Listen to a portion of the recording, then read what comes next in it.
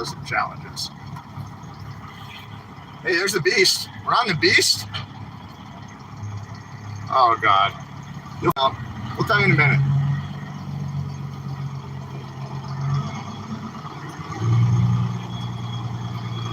Terry, thanks for letting me ride with you, man. Yeah, absolutely. Glad you're here. It's awesome to be here. I'll let you know when people start coming in. They have to sit through some ads, I think. So anybody who watches this after the fact will hear us talking. You know, and we'll see all this. But everybody is jumping in real time. Oh, they're coming in now. What's up, Fireball Gal and Stacy and Sherry? Sherry says hello from Illinois. That's cool. Yeah, now we're rocking. What's up, James? Guys, I'm with Terry today. Terry and I are going to a quarry to dispose of my body. I mean, we're gonna. What are we doing? We're gonna pick up a load. What are we doing? Yep, we're gonna pick up a load of dirt. I'm just a little bit short, so I'll run over and grab a little dirt before they close. Awesome. And will this be for the venue here, or is it for? Okay. Yeah. And I figured you'd like to go along, so I waited till you got here. Oh man, thank you very much for letting me join you. Terry said I get to drive back, guys, so that's going to be a lot of fun. You're going to get to see how well I drive a semi-truck loaded with no CDL on public roads. So y'all stay tuned for that. Don't call it in. Yeah, sorry, buddy. We're dump trucking. So, hey, did you already vote, Terry? Have you done that yet? No. I'll do it here in person. Yeah, I like that. I had to vote, absentee out here. Did you hear that, Jake Break, TQ?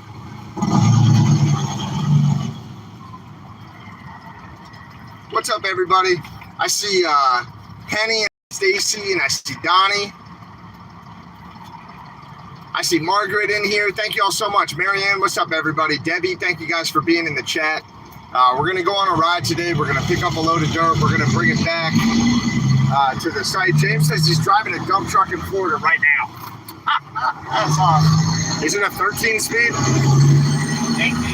It's an 18 speed. The cat motor. With a cat. All right, 10-4. What's up, Patty? What's up, everybody? So I'm working my way out towards Branson. You know, I'm in Missouri. I'm with my buddy Terry, who was on the People's Convoy with us, and I mean, for a while, we were like out in California, right? When you had to come back and get some work done and stuff. But got a lot of miles with Terry. If you guys watched the People's Convoy, then you would recognize his TNT truck. You should recognize Terry. Was with us a long time, and when we were out in California, that's when Terry had to bring it back to get some work done. And man, I don't think I've seen you since then. No. Right? So we haven't. I couldn't go to the rally in Missouri when you went with my eye surgery. That's right. Yeah. That's right. You were wearing an eye patch for a while. Yeah. They actually got me back on drops now, but it's not quite as dilated as it was before, so I can still drive. Okay, that's a good thing. Not like the one-eyed truck driver I was for a while. How long were you driving when you were still kind of working through the recovery? I only did some local stuff right here, really. Yeah. Real small stuff, right? I didn't get into traffic and stuff like that because I wanted to take a chance. So I was doing some stuff kind of like what we're doing right now. That makes sense. A little local run. A little bit of equipment on that land-on trailer and stuff like that. Yeah, remember that trailer I had that Ed and Patty's truck on? I do. My truck almost ended up on it a couple of times. You know, I was actually at the auto body shop today. I didn't want to limp a truck into your driveway. But I had that whole death wobble thing, that whole Dodge Ram death wobble. So anytime I would hit a bump, the whole vehicle would just aggressively and viciously, shake until you thought it was going to fall apart. And it was like a tie rod. Oh, really? Yeah, I believe it. They say, my son tells me all the time that every 80,000 miles, you have to rebuild the front end. 8,000 miles? 80, okay. That's like I'm thinking I'm trying to borrow. You've been thinking about, I think that we should kind of, at some point, just sort of talk about some of the lessons learned from the convoy, because I remember talking to you when you left, and you're like, man, you're going to have a whole different perspective you know, once you get a little bit of space. Yeah. And yeah, you're right. Yeah. You're right for sure. Yeah. When you step back, you kind of go back to your normal life somewhat. Not that anything's normal Right. anymore, but yeah, I definitely you know, I tried to keep in touch with everything, but it's really hard when you get back in your groove, you know, doing things, and it's kind of hard to keep up with everything. But we've done a lot of stuff here locally, and that's what we started focusing on. Just doing the local stuff here with Missouri, and do a lot of stuff here in Cape Girardeau, and with We the People. And then we also have been up to the Capitol a couple times. I missed you that one time. Yeah. But, you know, it took a couple months to figure out what they were going to do with my eye. Right. And a month or so recovered, and a little more than that, actually. And how did you injure your eye? Were you working on a strap? Hydraulic hose. Hydraulic hose. Okay. 3,500 PSI. And I'm a hydraulic guy. You know, in the military, 20 years of hydraulics, I should have known better. But I guess. So you were working on a line that was pressurized still? Well, it was turned off, but it was pressurized. It did have pressure. Okay. So, anyway, I was just trying to crack it loose, get a little fluid to come out of it. And, yeah, it broke loose, and it came back and smacked me right in the eye. And the socket on the end of the hose hit me right on the eyebrow. They said if it had been a little bit lower, it would have taken my eye out. Oh, my God.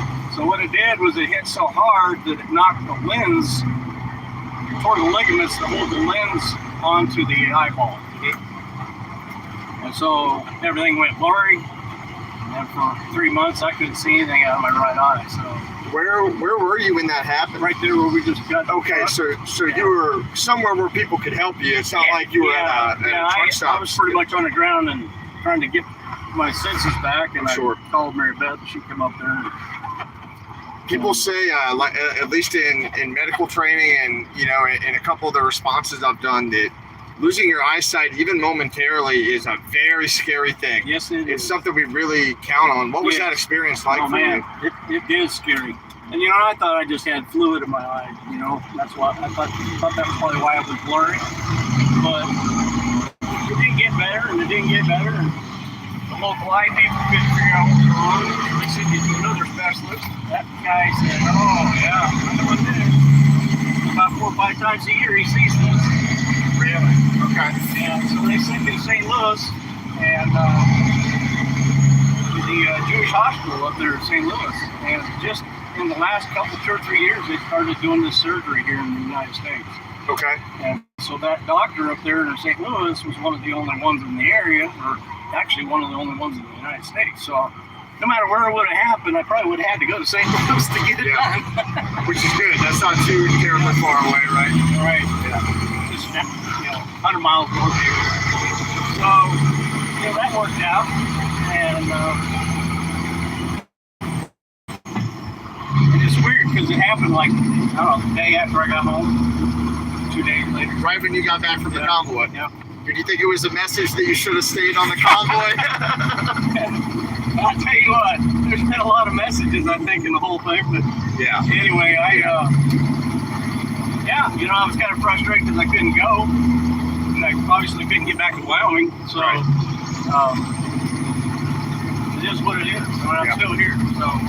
So I'm glad you are. Yeah, I'm glad you're doing better. I registered down here to vote because the last time I was down here in 2020 or 2020, I was down here for 14 months, so I just registered here, and I've just kept it here. So, and my vote counts for more here than it does in Wyoming. That's right. What's on your mind? What's top of mind for you as a voter going into this election? That's easy, hands down. Voter integrity. They're going to try to do something, and I'm really kind of surprised they haven't done something already. But they'll do whatever they got to do. They're desperate. They do not want to lose, and they want to be able to take it if they want or win it. They know they can't win it, so Biden's been warning of political violence. Do you think that Democrats are planning something if they lose the elections that they would try to pin on Republicans, or what do you think he's talking about specifically? Probably, some of that. I mean, it's just like January 6th, set up. Yep. And, I'm sure they're going to do something. People just got to be smart. People are frustrated and they're ready to, do whatever they got to do. But,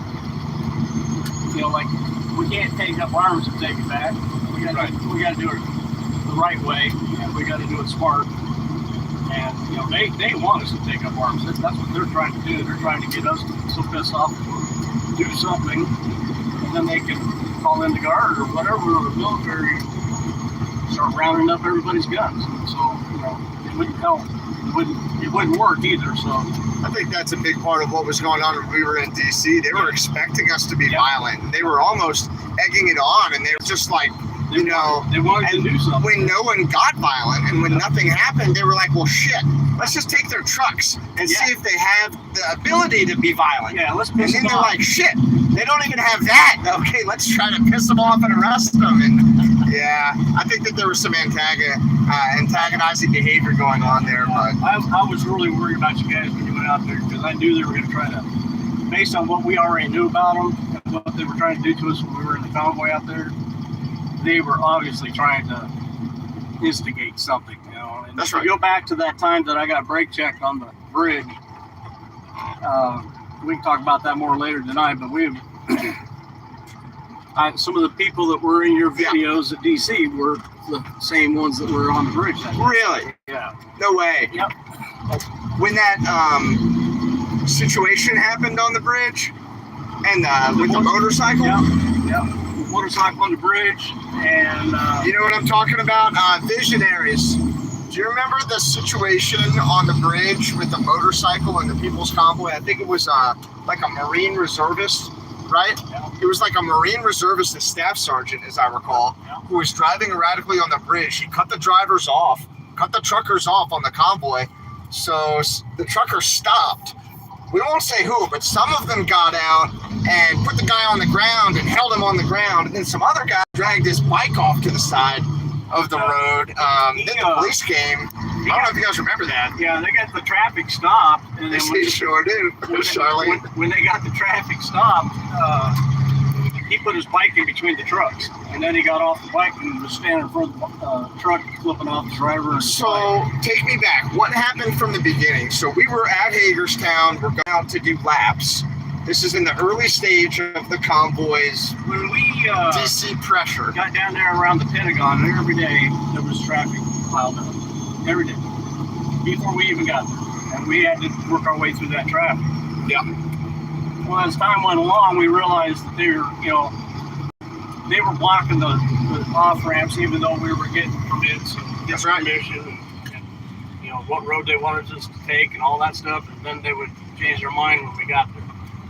So basically, we decided to drive in the far left lane. That way we couldn't even possibly get to the exit if we wanted to, but it showed publicly that it wasn't our intention to get off, was not to get off there. Right. And so it made them look stupid. They were the ones blocking the traffic. Yeah, and they were causing all the traffic problems. And they actually had caused a lot of the traffic problems that happened before we got there. And then when we got there, we would just kind of stay back a little bit, try to have some separation. Yep. And then Breaker break 19. This here's the rubber duck. You got a copy on me, Pigpen. Come on. coming in for dirt. Anyway, so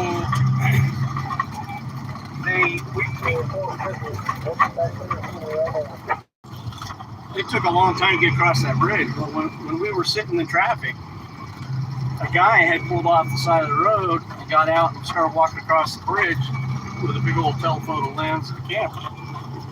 This was this instance. Yeah. Okay, so somebody gets out of their vehicle in the traffic, big telephoto lens. And we're watching him and we're thinking, what is he doing? Right. And we thought he's just taking pictures of the convoy, right? No. We had, I don't know, maybe another quarter mile out onto the bridge, and everything comes to a stop.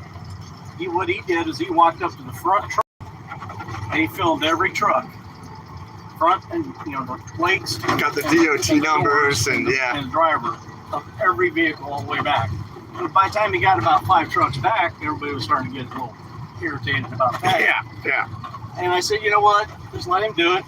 They already got our information. If they want to do something, they're going to do it. And they're just trying to intimidate us, So he went on back and did his thing. And then was when the motorcycle thing happened, a couple trucks behind me.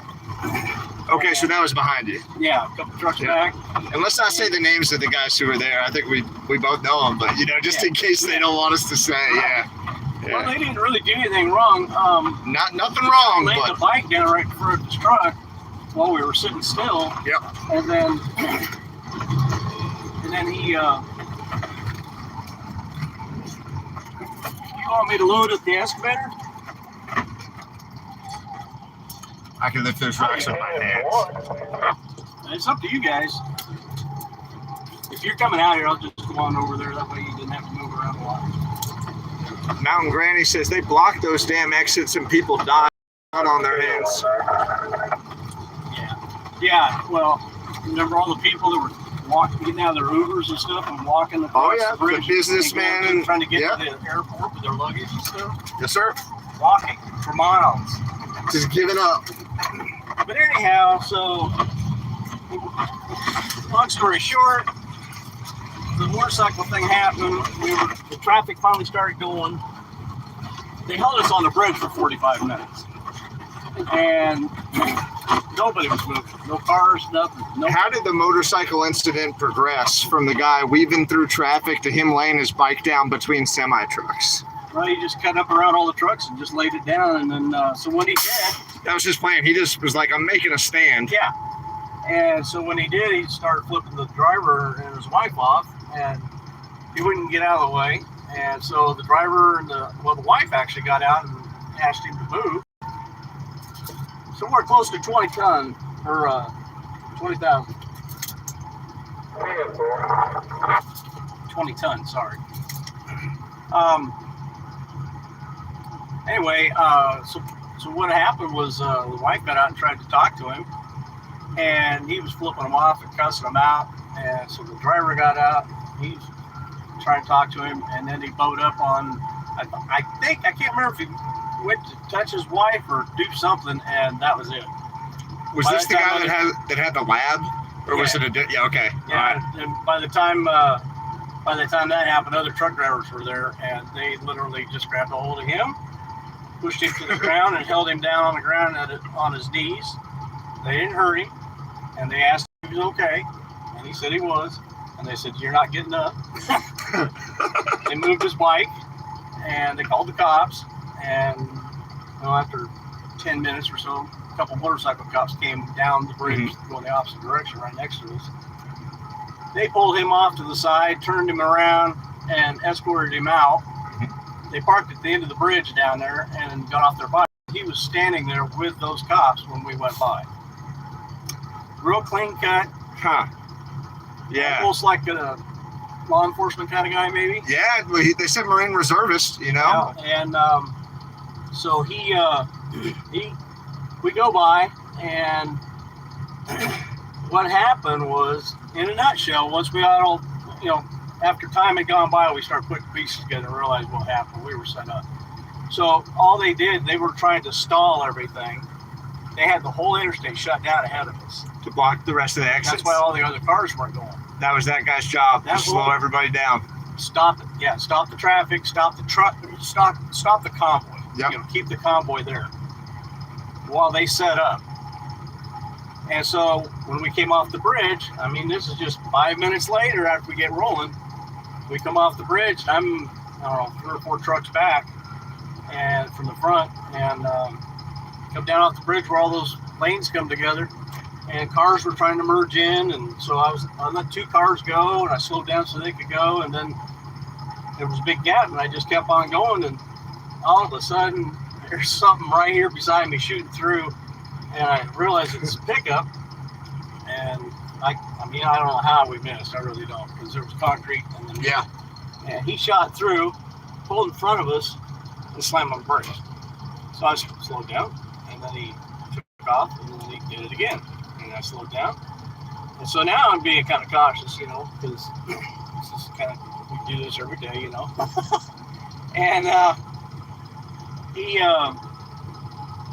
got up to speed with the convoy, and we thought he was probably going to merge out of the lane, and go somewhere else. And he just all of a sudden locked up his brakes and came to a complete stop. And we locked up our brakes, and I literally got stopped enough that all we did was tag him.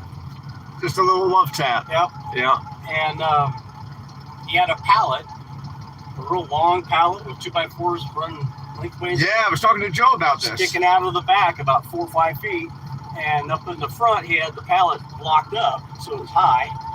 And then they had the front of the bed of the pickup reinforced with blocks and stuff to kind of protect the bed. Mm-hmm. So they knew they were going to do this. There were nails sticking out, right? Yeah, and the end of those 2x4s had nails in them. And when I hit him, it broke the end board off, and that was it. Well, those boards were lined up. I'll show you later. The front of this radiator's got a crease right across the very middle of the radiator. And that's where all 4 of those 2x4s hit. So you think that this guy had those lined up, yep, and then had the nails coming out of the end of the 2x4 so he could pull in front of a truck, slam on the brakes, the truck would go in, and it would rupture the radiator. Yep. So you think it was deliberate? Yeah. Oh, absolutely. And plan. What had been going on before this that would have led somebody to want to do that, do you think? Just, playing devil's advocate here, even though I absolutely agree with you. That wasn't the first time. What? That wasn't the first time. No. Somebody tried to throw something at us or do something, yeah. And in fact, we saw multiple instances of that, right? I had people throw nails in front of one of my convoys, pull in front of us, throw nails out the window of their car and drive off. The rock was thrown down at TQ, Peach Peterbilt. Yeah. Took out his radiator. That's right. Took out his radiator. They took out the radiator here. I don't think they ever jumped out and cut hoses like they said they would. They tried to get in. They tried to get into the that Hagerstown, and they had knives. Where they were going, security caught them. Had some troopers come pick them up. Anyway, so when I got out of the truck, of course, I hollered on the radio, "Hey, got to shut down the convoy again." So everybody stopped, and I jumped out. Old Jeremy right behind me, man. He had my back. He come out of his truck, beat me to the driver. Anyway, so we get out there, and as I come up to the driver, this guy is huge, like 3 times my size. And he gets out, another really clean-cut guy.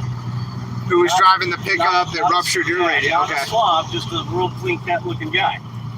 Not kind of, like an office guy, like you wouldn't expect to be doing something like that. You don't expect him to be driving that vehicle in that way, yeah, with all you guys around at that time, right? Right. Okay. So as soon as I get up to almost to him, he stands up, turns around, starts doing a circle with his hands in the air, saying I'm being assaulted. And of course, all the cars have stopped again, so now they're all filming. Everybody's got their phones out filming, so they're trying to make something happen. Immediately, that police sergeant was standing right there beside us. Really? White shirt on, the whole 9 yards. No car, no motorcycle. I don't even know where he came from. Nobody knew where he came from. It was like he came over the wall or something. And there was way too much traffic for them to actually drive to where we were at. And it wasn't a motorcycle cop. It was actually one of the bosses. So what do you think happened? You think it was a setup? Yeah, they staged the whole thing, and they got all ready for us. And oh, hold on, we gotta do some business, everybody. Here we go. Hey, how's it going, ma'am? How are you? Good. I keep thinking I'm done, but the dirt just keeps, I don't know, it doesn't go as far,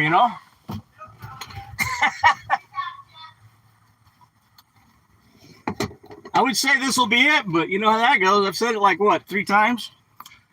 Sylvia's in here. Sylvia, you left the courthouse? I thought you were counting votes. Thank you for hanging out with us. Yeah. Cool.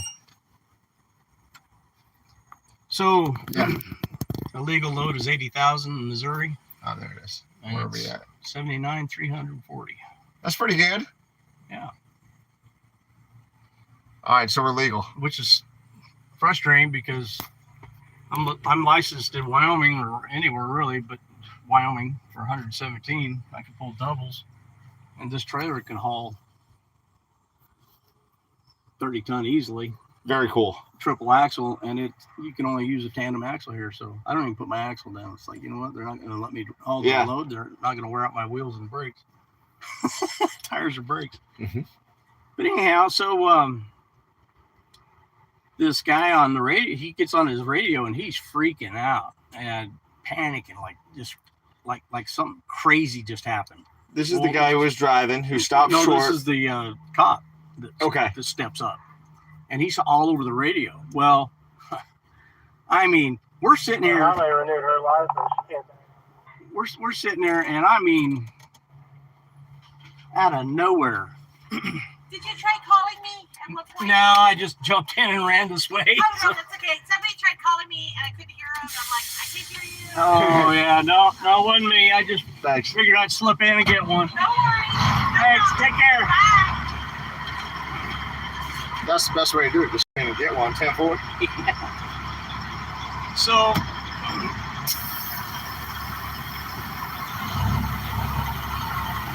So the guy's driven erratically up between the Jersey barriers in your truck. He stopped right in front of you. He had nails on the back of 2x4s that went into your radiator. You and another truck driver get out. You go for the driver. The driver's a big old boy, but he's not.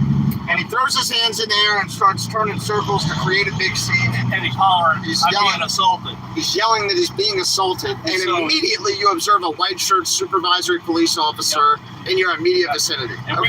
and as soon as he did that, we were like, oh, something's up here. We just stepped back and held our hands like this so that people could see we weren't doing anything. Yeah. And then the cop was there.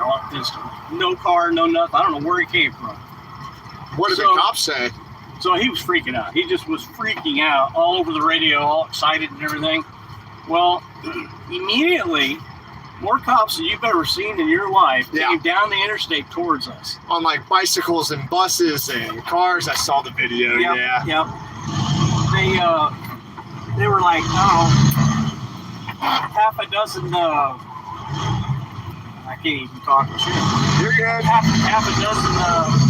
I can take over. Cars, I know yeah. how to shift them. Cars deep and 4 or 5 cars wide, and they were doing this coming down the highway. Well, at the same time that happened, 2 helicopters popped up out of the tree off to our left.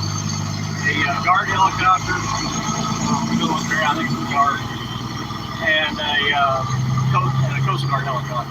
And they flew over us, kind of like intimidation style, you know. And then another chopper showed up right behind them and hovered over us. And I couldn't tell if it was news or if it was a police chopper or what. But he was there instantly.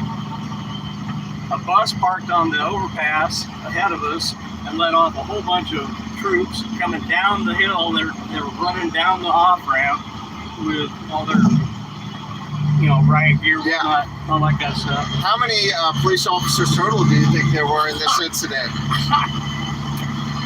Hundreds. I don't know. More than 50? Oh yeah, way over 50. There's probably 50 cop cars there. More than 50 vehicles. Okay. Yeah. Do you think more than 100 police personnel responded to this incident?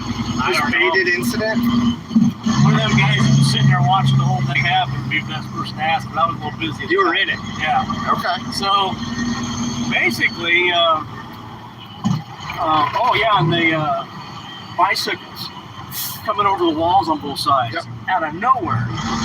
Somehow, all those cops knew to be right there in that spot at the same time. That's not going to happen. So, all that's happening, they're all coming towards us.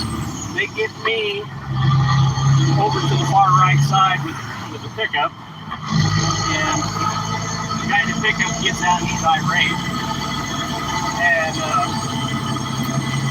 the cop tells him to get back in the pickup.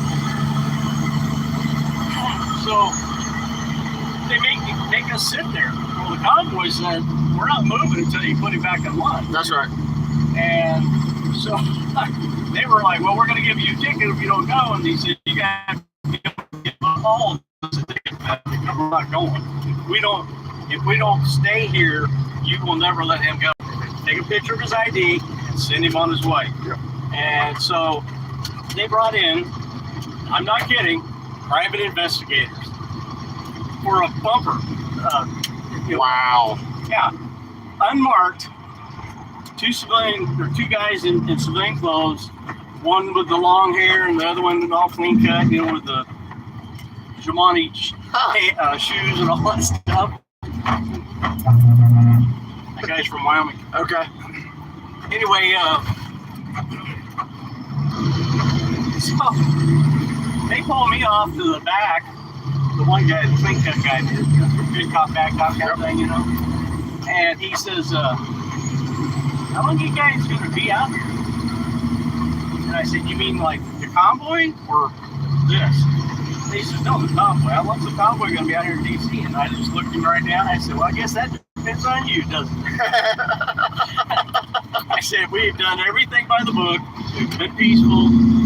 All we want to do is our God-given right to come in here, make a statement at the Capitol, and then move on. We're not going to do anything. We haven't done anything. We've got permits. We've got permission. We've talked to your supervisors. We've done everything we're supposed to do. Yeah. And then you guys change your plan in midstream and block us. And I said, so, I guess however long it's going to take to get the attention of the politicians to listen to us and sit down and talk to us. And he says, you got any damage? And I said, well, just cosmetic, because I didn't know about the nails at that point. Yeah. And just cosmetic, I didn't see anything. The radiator itself didn't get punctured. The air conditioner coil did. Oh, I didn't know about that until I Okay. charged it out in Texas on the way to California. Hot day, and all my coolant went right out the front. So that was $1,000 trying to get that dealt with. Anyhow, so he said, there's no damage. Why don't we just do a handshake? Because they're not going to, the convoy won't leave you. They're telling us they're not going to leave until you get back in line. I said, that's right. And he says, so if you're okay with everything, he says, let's just have a handshake and move on. So we just went from almost an international incident to a handshake. Hundreds of officers, 100 officers, whatever. I don't know how many thousands of dollars they spent doing that. I wonder how many, probably tens of millions of dollars they spent just dealing with the convoy alone. I'm sure we broke their budget. Yeah. But anyhow, so we walk over and he tells the guy, he says, well, he's not going to press charges or anything, whatever, all this stuff. You guys have a handshake. Well, the guy he reaches right out and shakes my hand. And I said, that's fine. I said, well, we'll do this, but I got something to say first. And I looked at the guy that brake checked me, and I just looked at him straight in the eye, and I said, what kind of fool brake checks a semi-truck? And why would you do that? Because that's my bread and butter. That's my money. That's where I make money. And if you're going to try to, stop me with a car, with a vehicle, are you stupid? And he says, oh, no. He says, I did that because you were blowing your horn. I said, dude, I've been blowing my horn since I left Hagerstown. And I said, so is everybody else. I said, this was intentional. You did this on purpose. Oh, I agree with you guys, he said. I think you're doing a great job. I said, well, you got a funny way of showing it. That's right. Then I looked at the two cops. And I said, you guys. Just recently, they were trying to defund you guys. And now all of a sudden, you're on their side. And you're not backing us up. And we're not doing anything wrong. We're not burning down your cars or police stations or flipping things over or tearing, vandalizing and everything, tearing stuff up. We haven't done anything. It wasn't And you're treating us like we're doing what they did, and you didn't do anything about them. That's right. So, anyway, shook their hands, and they thought we were just going to drive off. I rolled down the window and I said, they're not going to go anywhere until you get me back over there in their line. That's right. And there's like 5 lanes of cars in between us. And they were like so frustrated, and they turned to a couple of guys, white shirt guys, and told them, you know, we got to get him back over there. They parted the traffic like the Red Sea. Wow. And drove us perpendicularly right across all that traffic. And as I'm cutting across, the guy who was guiding me through the cars is this big guy. He says, I'm DOT. He says, they called me out here. They wanted me to do a full inspection on you. I said, I'm not surprised. I said, the whole thing was set up. I said, you know, most of us are owner operators out here. Most of our trucks are in pretty good shape because owner operators take good care of their stuff. That's their livelihood, you know. And he said, I understand. I said, well, you have a good day. I appreciate you getting me back across here. Got back in line, and away we went. Well, they escorted us all the way to the Maryland border, state line. Cops on both sides of the convoy, in front of us and behind us, not another car on the interstate. That was it. Not just us and the cops. Wow. So they still had everything locked.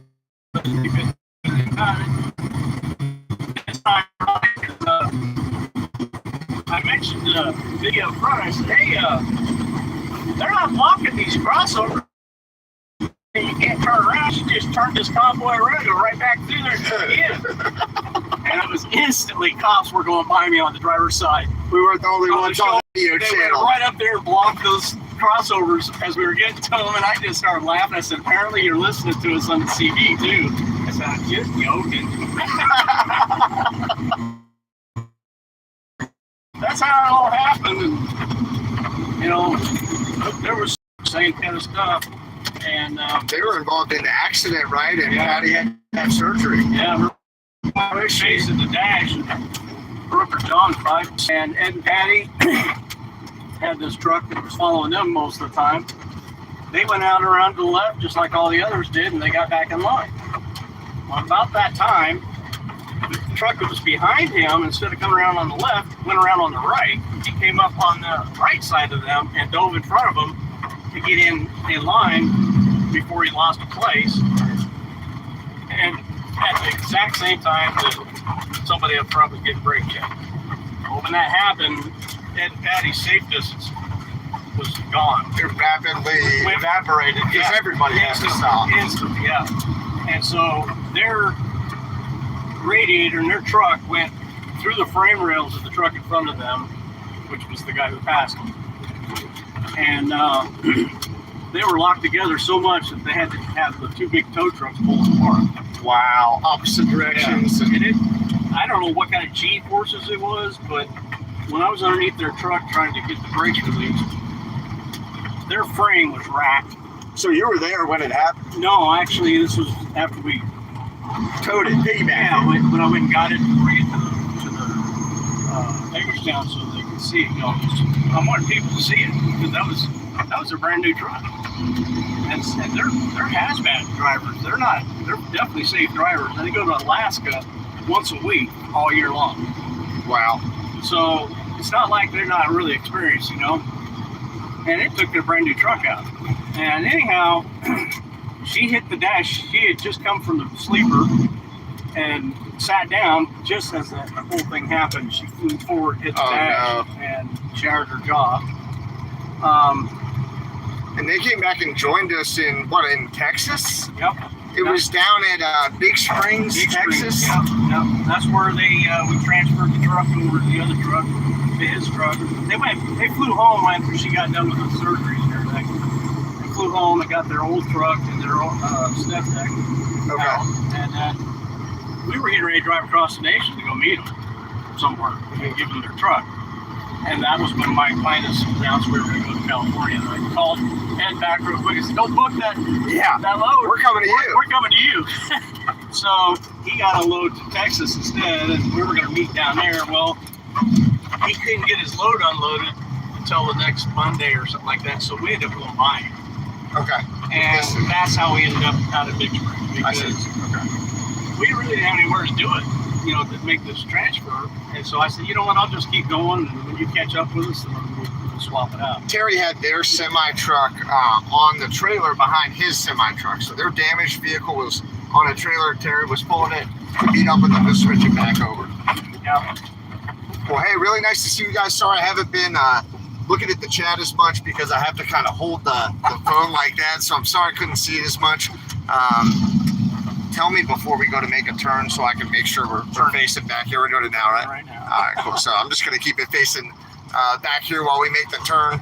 Really nice to see all of you. I hope you're doing well. I was talking about a little bit of People's Convoy stuff with Terry in that TNT truck who was with us on the People's Convoy on the way out and on the way back all the way to California. What do you think we accomplished on that convoy? What do you think the positive outcomes were from that whole effort? I think several things that I saw that we definitely accomplished. Things that we probably didn't even realize we were doing. And that is, we were frustrated. You were frustrated. We were all frustrated, waiting for something to happen, and nobody was doing anything. And we were like, what can we do?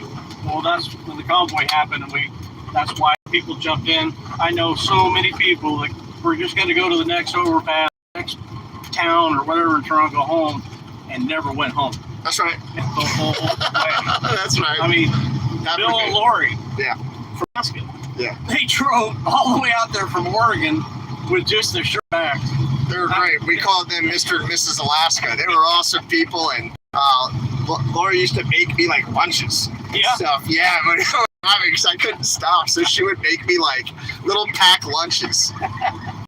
How are they doing? Have you talked to them recently? Doing real good. I talk to them all the time. Mary Beth talks to Lori all the time. Good. Bill had a heart attack. Oh no! Just recently, and had several bypasses. This is not his first heart attack, so. Oh, no, I'm sorry to hear that. But he's recovering, and supposedly he's gonna be just back to normal. They like your J brakes, they're saying. Yeah, well, maybe I'm a call or something. Later. Yeah, sure. I'll make sure that I do. You talk to him. Right. Just so, when you stage your dirt. That's it. Okay. There's some more dirt over here, folks. I didn't know what we were getting ourselves on. That's a different pile. All kinds of dirt going on. You can roll your window down if you want. All right, cool. We're gonna cool it down a little bit, folks. Oh yeah. So basically, I gotta back across this road down to Grandma's house without getting hit. I have somebody here asking if we've heard anything about, what happened with TPC filing charges or filing suits against police and things like that. Have you heard anything? I have not, and I was asking that the other day. I said, I thought there was a lawsuit against the DC Metro, wasn't it? I never heard any more about it. Like constitutional rights infringement, search and seizure. I don't know whatever happened about all that. It's kind of interesting, but it's makes you wonder. You're going to back this thing up across the street. You're going to back up a tractor trailer across a road with it and then pull it up that hill in the driveway? Yeah. No, I'm not pulling it all the way down. You want me to get out and spot for you? Oh, as soon as they get out of my way, I don't know how I feel about it. Tow truck on my left is blocking traffic. Oh, God. Here we go, everybody. Here we go. Ah! Backing across the road. I'm glad I got a good professional driver here. I'll tell you what, if you can't get it, I'll give you a shot. Hey. Well, no pressure. Okay. If you don't reckon, I definitely will. Tow truck helping me out there. That's nice. You get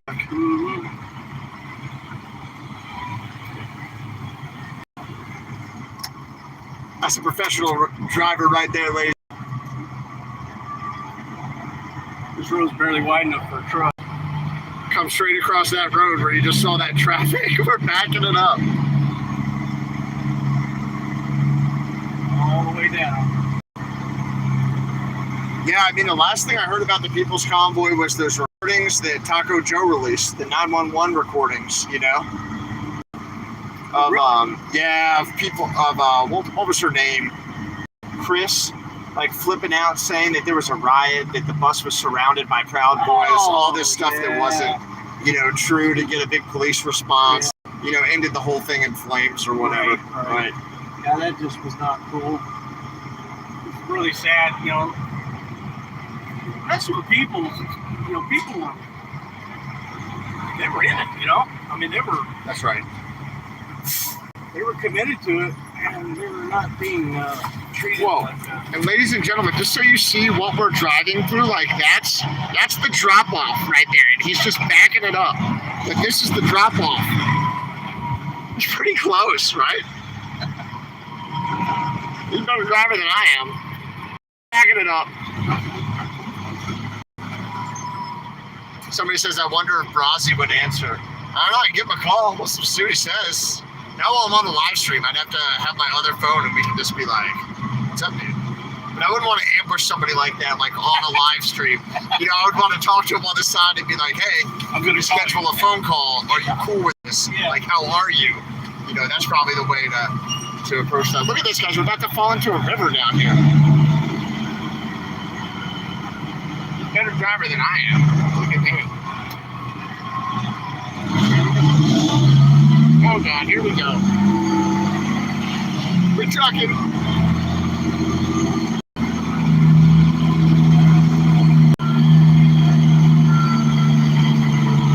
Very nice. Cool. Nice outdoor fireplace. We are there. We did it! Woo! We're trucking. What are we going to do with all this? We're going to leave it right here, unhook it, and drive up there. I'm going to show you here in about 2 minutes. We're going to go out and we'll show you how we switch sides on the trailer real quick. Hop out. I knew it was going to make me work. All right, here we go, folks. We're going to see what's going on here. And then we're going to talk a little bit more about some stuff that's going on.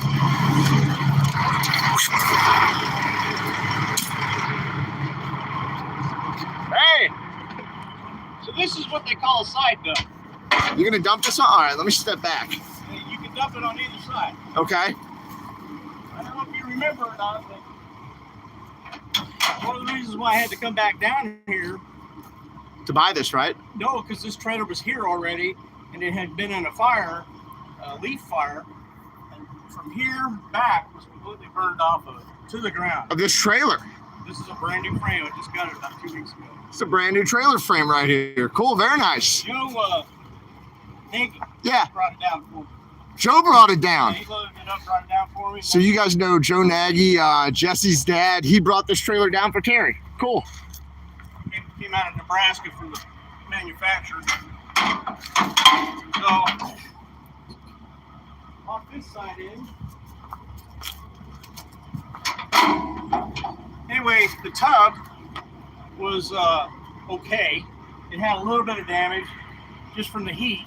This has what they call hardox in it. So it's a special metal. Okay. Form.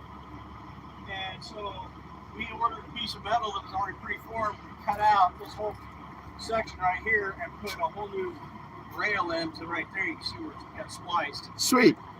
And that got replaced, and then reusing the old tub. So now we got a 2023 trailer sitting on a 2019 VIN number with a 2019 side dump tub. Very nice. Very nice. Penny says her husband drives the same kind of trailer. Drives Yep, truck, drives the yep. same kind of trailer. So Cool. I'm going to dump it. Is this where it's going to end up right here? Yes, sir. You want to Let's- step up there on that road Yeah. there where you can see. We'll get a good view for everybody. Let me try to get that sun out of your eyes, guys. We'll get you an action shot. Then we're going to talk to Terry and Mary Beth a little bit. I'm going to talk to you guys. I've got another video coming out. I'm going to be talking to you guys about a group within the Department of Homeland Security. And I think that you guys will find that really interesting. So that'll probably be day after tomorrow.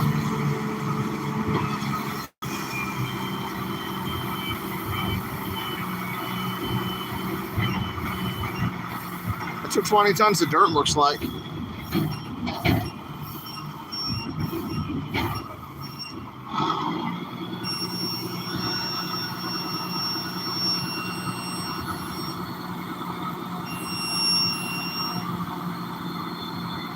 Very cool. Yeah, guys, and I'm going to Branson. I'm going to be in Branson on the 8th. So if any of you fine visionaries want to hang out, I'm going to be there on the 8th. I'm going to look forward to hopefully seeing you guys. I know a few of you are going to be there. I was just talking with Bruce, you know, and I know Terry's going to head out there. That's pretty fun, right? I've never seen that happen. But yeah, we're gonna have a lot of people out there. I heard Joe Nagy's gonna be out there. I don't know if Becca, are you still in the chat? I think I saw Becca in here earlier. And I know that Sylvia is coming up from Oklahoma as well. Sylvia's going to come up and be at the event. So we're going to have all kinds of fun people there. Y'all should really try to come if you can. You're going to be there on the 8th. Okay, sweet. MGB's going to be there. Cool. We'll be there. Mary Beth's coming too, right? Yep. Who else do you know is going to be joining us? I don't know. We're the party. Yeah, I mean. Joe and Jesse. Joe will definitely be there. He's already set up a lot of stuff for prepared up to Norma. Okay. Or, Becca? No. Yeah, Norma, right? Yeah, Norma's the one. That, yeah. So. His Norma, not Missouri State lead. That's Becca. Oh, yeah. No, I know. Yeah. No, his Norma, and then it's not Naomi. They say Soup Mama's coming. She's going to be cooking. I've heard that. Okay. So. I heard some critters are going to come, but they're like on some people who were, like aggressively trying to tear down the Patriots are now saying they're working with Patriots and they're going to be there. I've heard there's all kinds of nonsense. All I know is I have a long memory, I remember what happened to me, and I have a pretty long memory. Yeah. When it comes to that stuff. So we were talking about what positive things happen. Yeah. Let's get back to that real What was quick. positive that came out of the convoy? So, these relationships. Yeah. And we these are more, I'm closer to you guys probably than I am some of my family. Most of my family. I feel the same way. Yeah. And so some of my family. I love my family I know a lot. I can depend on you guys. And you guys likewise, hopefully. Mm-hmm. And so there's that. But the thing is I didn't know if I was the only one still thinking that something was wrong or what. Mm-hmm. And when we got in the convoy and you started seeing these overpasses and these people coming out and the truck stops, and it was just overwhelming. And you could see in them, when we would come rolling in, they would start jumping up and down. That's right. Jumping up and down in place. They couldn't contain themselves. They were jumping up and down. Guys, moms, kids. That's right. All of them. Even people by themselves in the rain. Yeah. Oh, the lady. There was a lady. It was probably 11:30 at night. And I was in the Freedom Convoy at that time trying to catch up with you guys out there. And we were trying to run all the way to get there. And we were way late because there had been an accident. Mm-hmm. And we had to pull off for several hours and wait for them. And then got going again. So we were really late getting into Virginia. Yep. And there was this lady in the wind, in the dark, and it was raining and it was cold. And she was on this overpass all by herself, waving this big flag. That's awesome. And I still, to this day, get goosebumps. I mean, I have never seen somebody so dedicated in my life. That was such a testimony. But the thing is, thank you so much. It happened to everybody. So they saw that we cared. We saw that they cared. That's right. Now pretty soon we're all starting to realize that we're not the minority. We are actually, this is all across the nation. This is how we feel. So that helped because everybody started realizing they needed to stand firm. Mm-hmm. Over the line. Mm-hmm. I was showing them your hat on the side. And so that happened. And then, of course, we woke up a lot of people.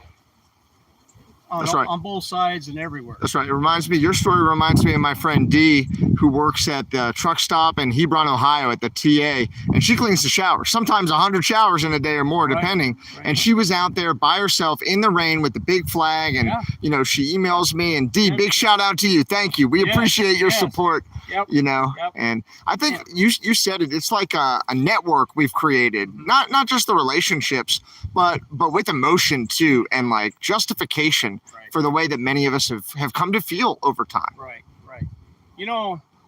I've heard it said that before World War II, everybody had a porch on the front of their house and a sidewalk. and people would go from house to house or go across the street and visit and sit and drink tea and sit on the front porches and watch and talk to people. If people walk by, they'd be talking to them. After the war, somewhere along the line, people got so busy with their lives that they started building their patios on the back of the house. The fences in between them, and that fabric of socialism, or not socialism, but society. Social society, fabric, sure. Talking to each other started to fail because people were in their backyards, and most of them didn't even know their neighbors. So this, doing what we've been doing, has started pulling people back together. And I can't tell you how many people call and talk to me that I met on the convoy. Some of them, there was a pastor that gave me a flag that their church had paraded over this flag for a whole week before we got there. Wow. I still had the flag. Someday I'll get it back to him. I had to retire it because it was getting pretty ragged. Patty says, like-minded people. Yeah, exactly. Exactly.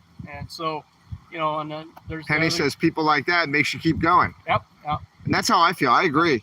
And one person, Carl, just said, is anyone else just spinning? Now, hopefully you weren't talking about my video, but if my video's all messed up, I'm sorry. Sometimes emotionally we could feel that way if we feel overwhelmed, or we feel like, hey, even if we vote, we might not have a chance, or, even if we have a little bit of agency and decision making in our lives, another group can come in and wipe that away. But I think that this whole event or series of events has done a lot to motivate us, or at least say, hey, it's worth staying motivated. Right. And it's going on worldwide, and we're seeing what happened in the other places. Well, where else do we see it? If we don't do something now, we will be just like them. Canada, New Zealand, United Kingdom, France, the Netherlands, right? Italy, it's everywhere. Yeah. So it's exciting. But another thing I saw was kids. A whole different perspective on what was going on, and that gets them asking questions. Then they go back to school and they tell their teachers and their students that they go to school with what they saw, and that just starts spreading. There were a lot of kids at the different stops, and then on the convoy as well. People brought their children. They knew it was a safe and appropriate and educational and historical thing. I feel like, you know. Oh yeah, I definitely think so. Yeah, I had a guy. He walked up with his wife and kids, and he had a plaque. I'll show it to you later. It had his dad's picture on it, the flag, and a little quote in there. His dad had worked all his life to get a truck of his own. Yeah. Driving for somebody else. Finally got a truck of his own. Then he worked for a long time with that. And then he had, a heart attack or something. And so they were wanting me to take that to D.C. with us. And so we took it with us, and we're going to give it back to him when we get, there's going to be a victory tour. I'm telling you. That's right. I'm counting on it. There's going to be a victory. We're getting baby victories. We're getting lots and lots of baby victories. We're getting a lot of awareness, and we're having the most powerful people in the world bring their forces to bear against us. You know what I mean? And I'm going to do a whole separate video about Department of Homeland Security Office of Disinformation, malinformation and misinformation, disinformation, and malinformation, right, is what it's called, MDM. And I found out that these are the guys who have been taking my videos down. And then I called YouTube and I'm like, why the heck did you take away my video or my monetization, or why aren't you sharing it? And they're like, well, we can't tell you. And I'm like, what do you mean? I was like, it's either a piece of software, an algorithm that flagged me, or a human flagged me. Which is it? And they're like, well, we can't say. And I was like, are you telling me that nobody at Google knows what's in your algorithm, and like nobody at Google can tell me if they went in and did this? Tell me the phrase I used that caused it to happen. And they're like, sir, we don't know. And I was like, so you're doing it for a political party the same way Google sent Republican vote notices to spam mail. You're taking down, conservative messaging online. I go, argue against it. And the next, within an hour, my video's back up. My video's up. And I started reading about it. And I found out that Department of Homeland Security has backdoor logins to Twitter, Facebook, Instagram, to Google, YouTube, to everything. And they can flag any video they want. I suppose. Well, this is what the articles, I don't know, what do we trust in media, right? But whatever, this is what liberal media is saying. And anything can be flagged, and, then you have to go back and argue it. Supposed to be looking out for us. That's right. against us all this time. We didn't That's know right. it. So, guys, I'm going to do a whole separate video on, and I'll try to be respectful in the video because I'm really not trying to fight a shark with a toothpick. So I don't want to piss off Department of Homeland Security, but I do want to have a conversation about what kind of speech is being blocked and why, and under what auspices and for what reasons, you know. Years ago, I saw a license or a bumper sticker that said "Question Authority," and at first it always offended me when I see it. Now I'm starting to understand it. Now I realize that you don't question some of the stuff that's going on; they just keep going, and they get worse and worse and worse. And you know, these people that were supposed to be watching out for us, our safety. Yeah. You're a veteran too, aren't you? 20 years. Thanks for your service, brother. Yeah, thank you. Could you tell me what a Gold Star family is? Please, are you familiar with that? Lost a member. A child, right? Their child, Gold Star family. They've lost a member of their family. Gold Star parents have lost a child. Yep. Have you heard President Obama or President Biden say 4 or 5 times his son died in Iraq? He keeps saying he lost his son in Iraq. His son died in Iraq. I mean, he didn't. He died like 6 years later from a brain tumor. Yeah. And like 50 of my friends died in Iraq. Yeah. You know what I mean? Yeah. I know. And to use that to get votes, you know, Oh yeah. to use that. Yeah. These little lies If that they his get lips away are with. moving, there's something being lied about. That's right. It's just he never tells the truth about anything. So It disgusts me. I don't know what to say, and it's kind of gotten worse and worse and worse. We want to have faith. Yeah. What do you think we could do as citizens to help support each other and help restore that moral fabric to our society, that communications fabric? that goes hand in hand, I think, with our mission right now. As we're doing things in the local communities, we're growing together, all of us, and we're also getting things figured out. We're starting to understand that it starts at the school boards, it starts at the city councils, it starts at the environmental agencies and all these other things that we just don't get involved with. We need to be involved with, because if we don't, they do whatever they want to do. And so now that we're doing this and we're all kind of out in our own communities starting to really, figure this stuff out and get involved, we're going to get better people elected. We're going to get better people making decisions.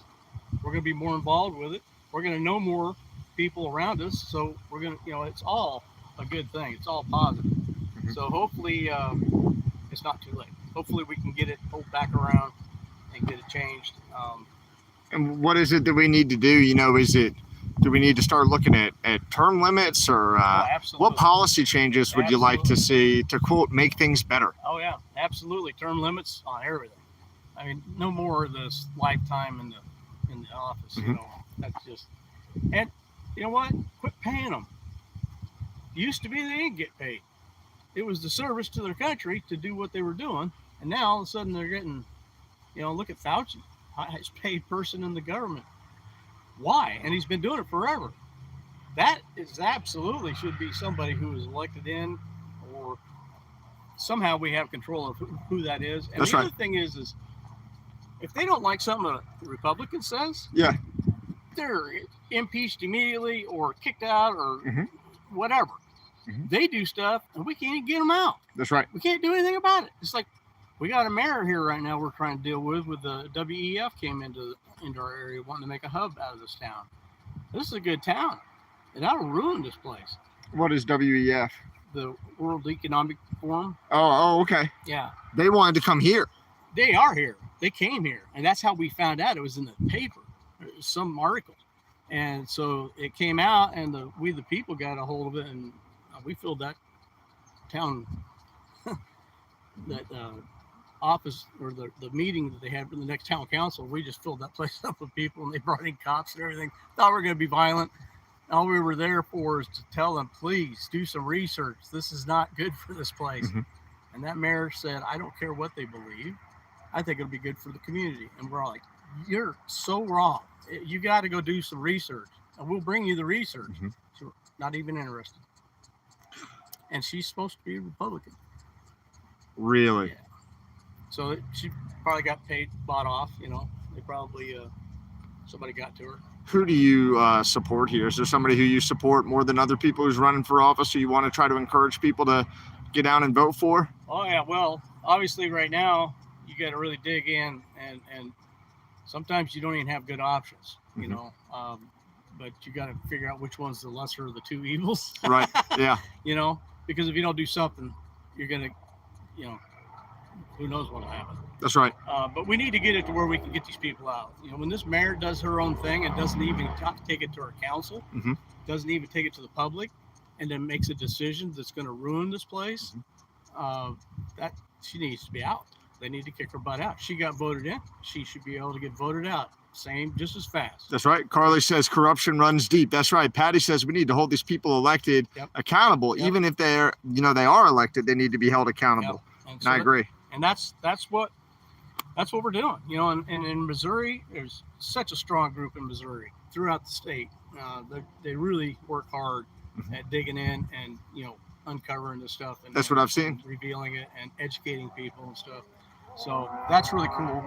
Guys, I'm sorry to just interrupt real quick, but somebody was saying that I'm just making stuff up. So could somebody just Google DHS? Just Google this exact thing. DHS space misinformation, disinformation, malinformation, and just put a link to the website or to the article. If you could just put a link in there, it's important to me that I maintain a high level of integrity on the channel. And this is absolutely true. This is the United States Propaganda Office, essentially. This is what can be said, what can go out publicly, what gets slowed down, what is misinformation. You know, saying your son got killed in Iraq when he didn't, that's misinformation. You know what I mean? So if you want to see misinformation, do an about face and look at your boss, you know. But if somebody can maybe put that in the chat, that would help me a lot. Department of Homeland Security, and it's misinformation, disinformation, and malinformation. And when I do the whole video on that, I'm also going to talk about some of the things I've done for the country. Not just in the Marine Corps, but after that on different levels. Some things I can't talk about, and some things I can because they've already been published. So we'll talk about the things that have been published about. And so we're going to talk about the good stuff, and we're going to talk about how we can maybe approach this whole situation in good faith and do better. So I'm not trying to piss off Department of Homeland Security. And if they were the ones that unscrewed the oil pan in my truck that came out while I was driving the other day, because how does that shit come undone? That's like pounds of pressure with a wrench. That shit came undone while I was driving. So some things have happened. The brakes, right? Wow.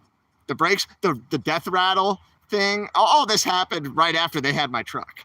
All this started happening. So, wires that went to the amp under my seat, big wires thicker than my thumb, were pulled out and just left in like tinder and duff, like the positive and negative end, open end wires. So it could have been the oil, it could have been a mechanical thing, it could have been a fire. They could have got me three ways. Whoever did that, or they're just random coincidences that all could have killed me after I yelled at the president. How do they sleep at night? They have they probably get a pill from their good health care. You know what I mean? That puts them to bed. They get a pill. Yeah, not that. Not that pill. Yeah. A sleepy blue pill. Oh, that one. Blue pill. You know, Matrix. Take a blue pill, do a little work, and get tired. Take a nap. Yeah, so we'll talk about that, guys. But if somebody could look it up, or if you want to go and Google it yourself, you'll see it right there. I'm absolutely not kidding. This is a very real thing. You know, I've brought you guys a high level of truth since I've started a channel. And I didn't even have a channel until like a month before the convoy ended. You know what I mean? But I've been bringing you truth on other people's channels anyway. Terry, man, thank you so much for having me here. Are you kidding me? Man, it's so good to see you, man. Good to reminisce with you. I've been waiting for you to get by here. You've been trying to get me out here. It's true. It's like you just went by us again. They're saying go Army, beat Navy. All right. Death Wobble is very well known about. Some crayons. You know how I like to eat the crayons? I like the cherry ones. I like the grape and the cherry crayons. Yeah. I do have some stuff for you. That's cool. Yeah. Some decals and stuff for your back window and things. Thank you. Shirts and stuff like that. Thank you. I'm waiting for you to come. I didn't bring anything that cool. I just brought bourbon and flowers. That'll work. Yeah. Sit around the fire at night. Sit around the fire. I was hoping we could. Yeah. We will. Good. So we'll have a little bourbon, and Mary Beth can make the flowers look pretty, and that'll buy you 5 minutes of quiet. Where is she anyway? I don't know. She was on the phone. She was hanging out with us, and she dipped out. This is where Mary Beth grew up, right here. Really? Trailer house used to be down there. Place got completely overgrown with woods. Couldn't even find the trailer house. We spent 2 years getting the place cleaned up, getting it graded right, putting in power for RVs and stuff like that, and water. And she decided to put in Beautiful. a outdoor venue for weddings and events. And they put down in there somewhere, wherever they want, they'll put the tents. It's beautiful. And this was an old shed, Really? a 12 by 30 shed. No way. Huh. That got repossessed by It's very nice. somebody. I like your flag. And we bought it, brought it in here, and completely gutted it and redid it. Turned it into a cottage for the bride and the bridesmaids to get dressed in. Prep area, very nice. Public bathroom with it. Very cool. They say Kathy says it's good to see you. Yeah. And thank you so much. I see a $10 donation. That's almost 2 gallons of diesel to help me get to Branson. So thank you so much. I really appreciate that. Won't be long. It'll be a gallon of diesel. That's right. It'll be a half a gallon of diesel if we re-elect the bastard. Sorry. Hey, I'm sorry. I know you're on the phone. This is our hostess, everybody. Thank you so much for having me. Hey, Beck and Branson is ready to see you. Thank you for having all of us. Like, we came with the team. Yeah. I can't wait to go to Branson. That's going to be fun. Yeah. Yep. So, yeah. So we just changed it, turned it into something. That she I love can your do. flag. Beautiful. She can, Beautiful property. Really beautiful. Thank you so much for letting me visit you. You're absolutely welcome. Glad to have you. Yes, ma'am. Thanks. So cool. What a fun reunion. Yeah. Yeah. They say thank you too. Yeah, they're saying thank you online. Good. And this is beautiful. Yeah, fire will be great. What else can we tell people? Just, and we won't stay on too long, but you know, people are getting ready to vote here. Where in Missouri? You know what's going on in Missouri with this vote? You talked to us a little bit, but is there one part of the state that's going to be a little bit more impactful than another? St. Louis, I guess, carries Well, maybe a little bit more Democrat vote, and the rest of the state. If you've been to St. Louis, it's just like another world up there. I mean, there's people living in a concrete jungle up there, and they don't even know what it's like to be outside the city. I don't think so. It's sad. They're still playing the mask game up there. They're still doing all that. Really? Yep.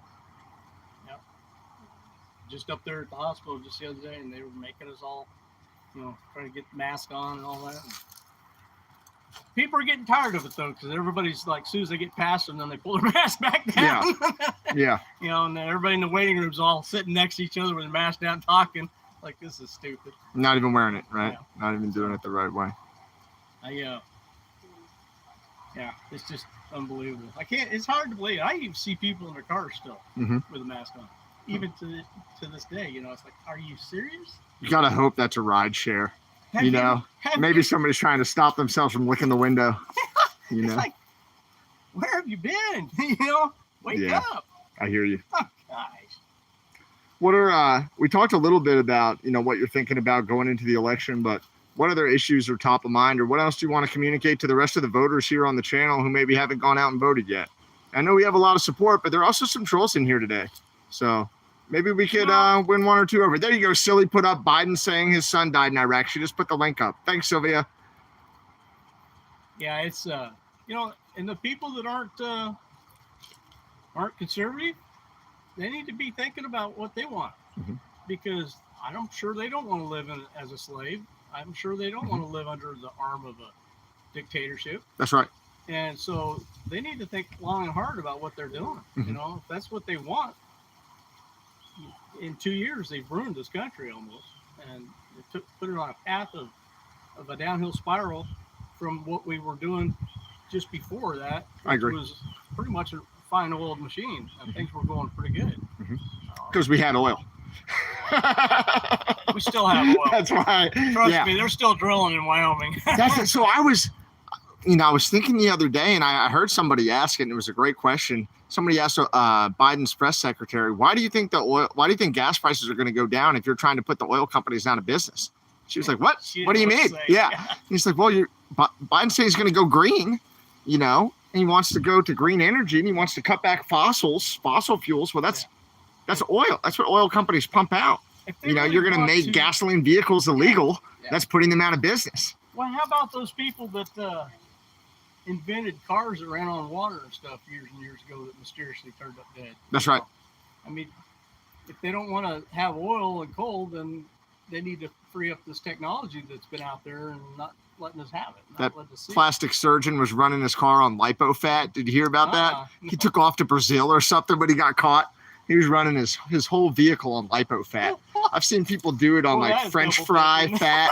Double dipping is right, man. Getting your cake and eating it too. I'm just saying. If I had a Tesla, I'd have solar panels on the roof and I'd have a generator in the trunk. You know what I mean? And I'd have inverters and I would just... You remember the 2 Teslas that were in the convoy and we kept threatening those guys if they didn't behave, we were going to put their cars on Landis's trailer? Yeah, we're going to put your freaking Tesla on a step deck. And then what? Then what? Then we'll see how many gas miles you get. Yeah, Biden also said there were 54 states. Another lie that Biden put out recently is that gas prices were at $5 when he took office and they've gone down. They were at like 3 something when he took office and they've gone way up. 2 or 3 something and they've gone up. He also said inflation, right? That inflation, America was like one of the lowest. Yeah, he said the economy is very strong. Saying there's no problem with inflation. He said it was very strong, the economy. Yeah, I don't know. So there's a whole list of Biden's lies, and maybe I'll just talk about those. You know what I'll do? When I do the video on Department of Homeland Security, misinformation, disinformation, malinformation's department, I'll also talk about some of the misinformation that's come out of the White House in the last 2 weeks, let's say. 2 weeks. And so I'll say, here are some examples of misinformation. How did you check this? No, but you can check my video. 10-4. 10-4. That's it. 10-4, you freaking cocksmokers.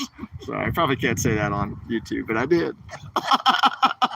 I'm just saying, I love the good guys. The white hats out there, I want to thank those government employees who are bringing a high level of integrity to their work, They've right? got to be frustrated.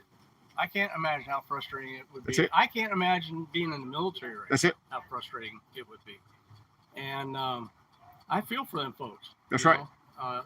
There's probably people out there, just like remember the officer that came to the gate, Hagerstown, and said, hey, we just want you guys to know that we support what you're doing, and we're really glad you're out here fighting for freedom. And we got a lot of that. We Every were police. told if we show any emotion, we'll be fired. That's right. So that was cool, though. I'm sorry to cut you off. Maybe say that one more time. I didn't mean to cut you off when you were dropping that last line. Yeah, he came to the gate one morning before we left on a convoy and told people at the gate to pass on to everybody that there was more of them out there that supported us than you think, and that they would love to show support and everything, but they were told if they showed any kind of emotion at all or waved at us or anything, they'd be fired on the spot. But we still had the thumbs ups or the lights, whatever, when we go by, and big smiles. So you know what? You can try to harness us, but Nellie's saying even the armies went woke, but I did see an article in Military Times the other day that was saying, like, with the army going woke, you've screwed recruiting. You've screwed like the recruiting pool, and that's why we're seeing numbers through the floor when it comes to recruiting, and that's because of woke policy in the United States Army. I don't know. Yeah, I thought it was bad when Obama was president and I was in the military. I thought that was bad. That was nothing compared to what's going on now. Yep. I mean, of course, it's still Obama, but Obama's coming out right now to do the stump speeches for Biden. Yeah. He has to go out and campaign because they can't send Biden out. He won't forget where he is. All right. Oh, man. Cut the strings. I'm just saying. It's time to do something. Puppet strings need to be cut. I wonder who's in charge. You think it's just Jill? Who else? Biden. Or, I mean, not Biden. Obama. Obama, yeah. Obama's still in charge. Yeah. He looks fit. Hey, I got a couple questions for everybody. So where's some of these people at that usually cause a lot of trouble? We're not hearing anything from anybody. Who? Like Hillary's daughter. Oh, yeah. Bill and Yeah. where are these people? Where are the Clintons? You think they went to Guantanamo? I'm almost positive. I got no proof, but sure haven't been causing any trouble lately, have they? I've heard a lot of people talk about it, right? Mm-hmm. All I saw was I saw 2 articles about Hillary Clinton in the last 2 weeks. One of them was about a body double of Hillary Clinton's. Got 4. Okay. And then, and the other one was, they know of. was her calling Trump out for something or whatever. And then she disappeared. Nothing else. I don't know if you've seen the body doubles for Biden. There's 3 of them. Wow. And you take them and line them up next to each other. Their ears meet their neck differently. Their shape of their head's different. Their hair's different. It's like, come on, are you serious? You really think we're not going to notice this stuff? You know? And do you think every president has had body doubles? You know, for at least the last 50 years, maybe more, but just for security. George Bush, W. Bush. I would imagine. There was a comedian that actually looked just like him and talked just like really? him. Yeah. So they said Jim Carrey, right? For was one of Biden's or whatever. Yeah, it was like a joke. Yeah, I don't know anything about body doubles, but I would imagine if I was trying to keep the president of the United States safe, I would definitely get some doubles. Like that would be part of my basic security plan. All 2022s, you know, aside. Can you imagine looking like one of those people and them coming to you saying you're going to do this? And you don't have a choice? Nelly says the CIA has been in Ukraine. You're damn right. Who do you think's killing all the fucking Russians? Why do you think Ukraine is winning? Why do you think Ukraine is still a country?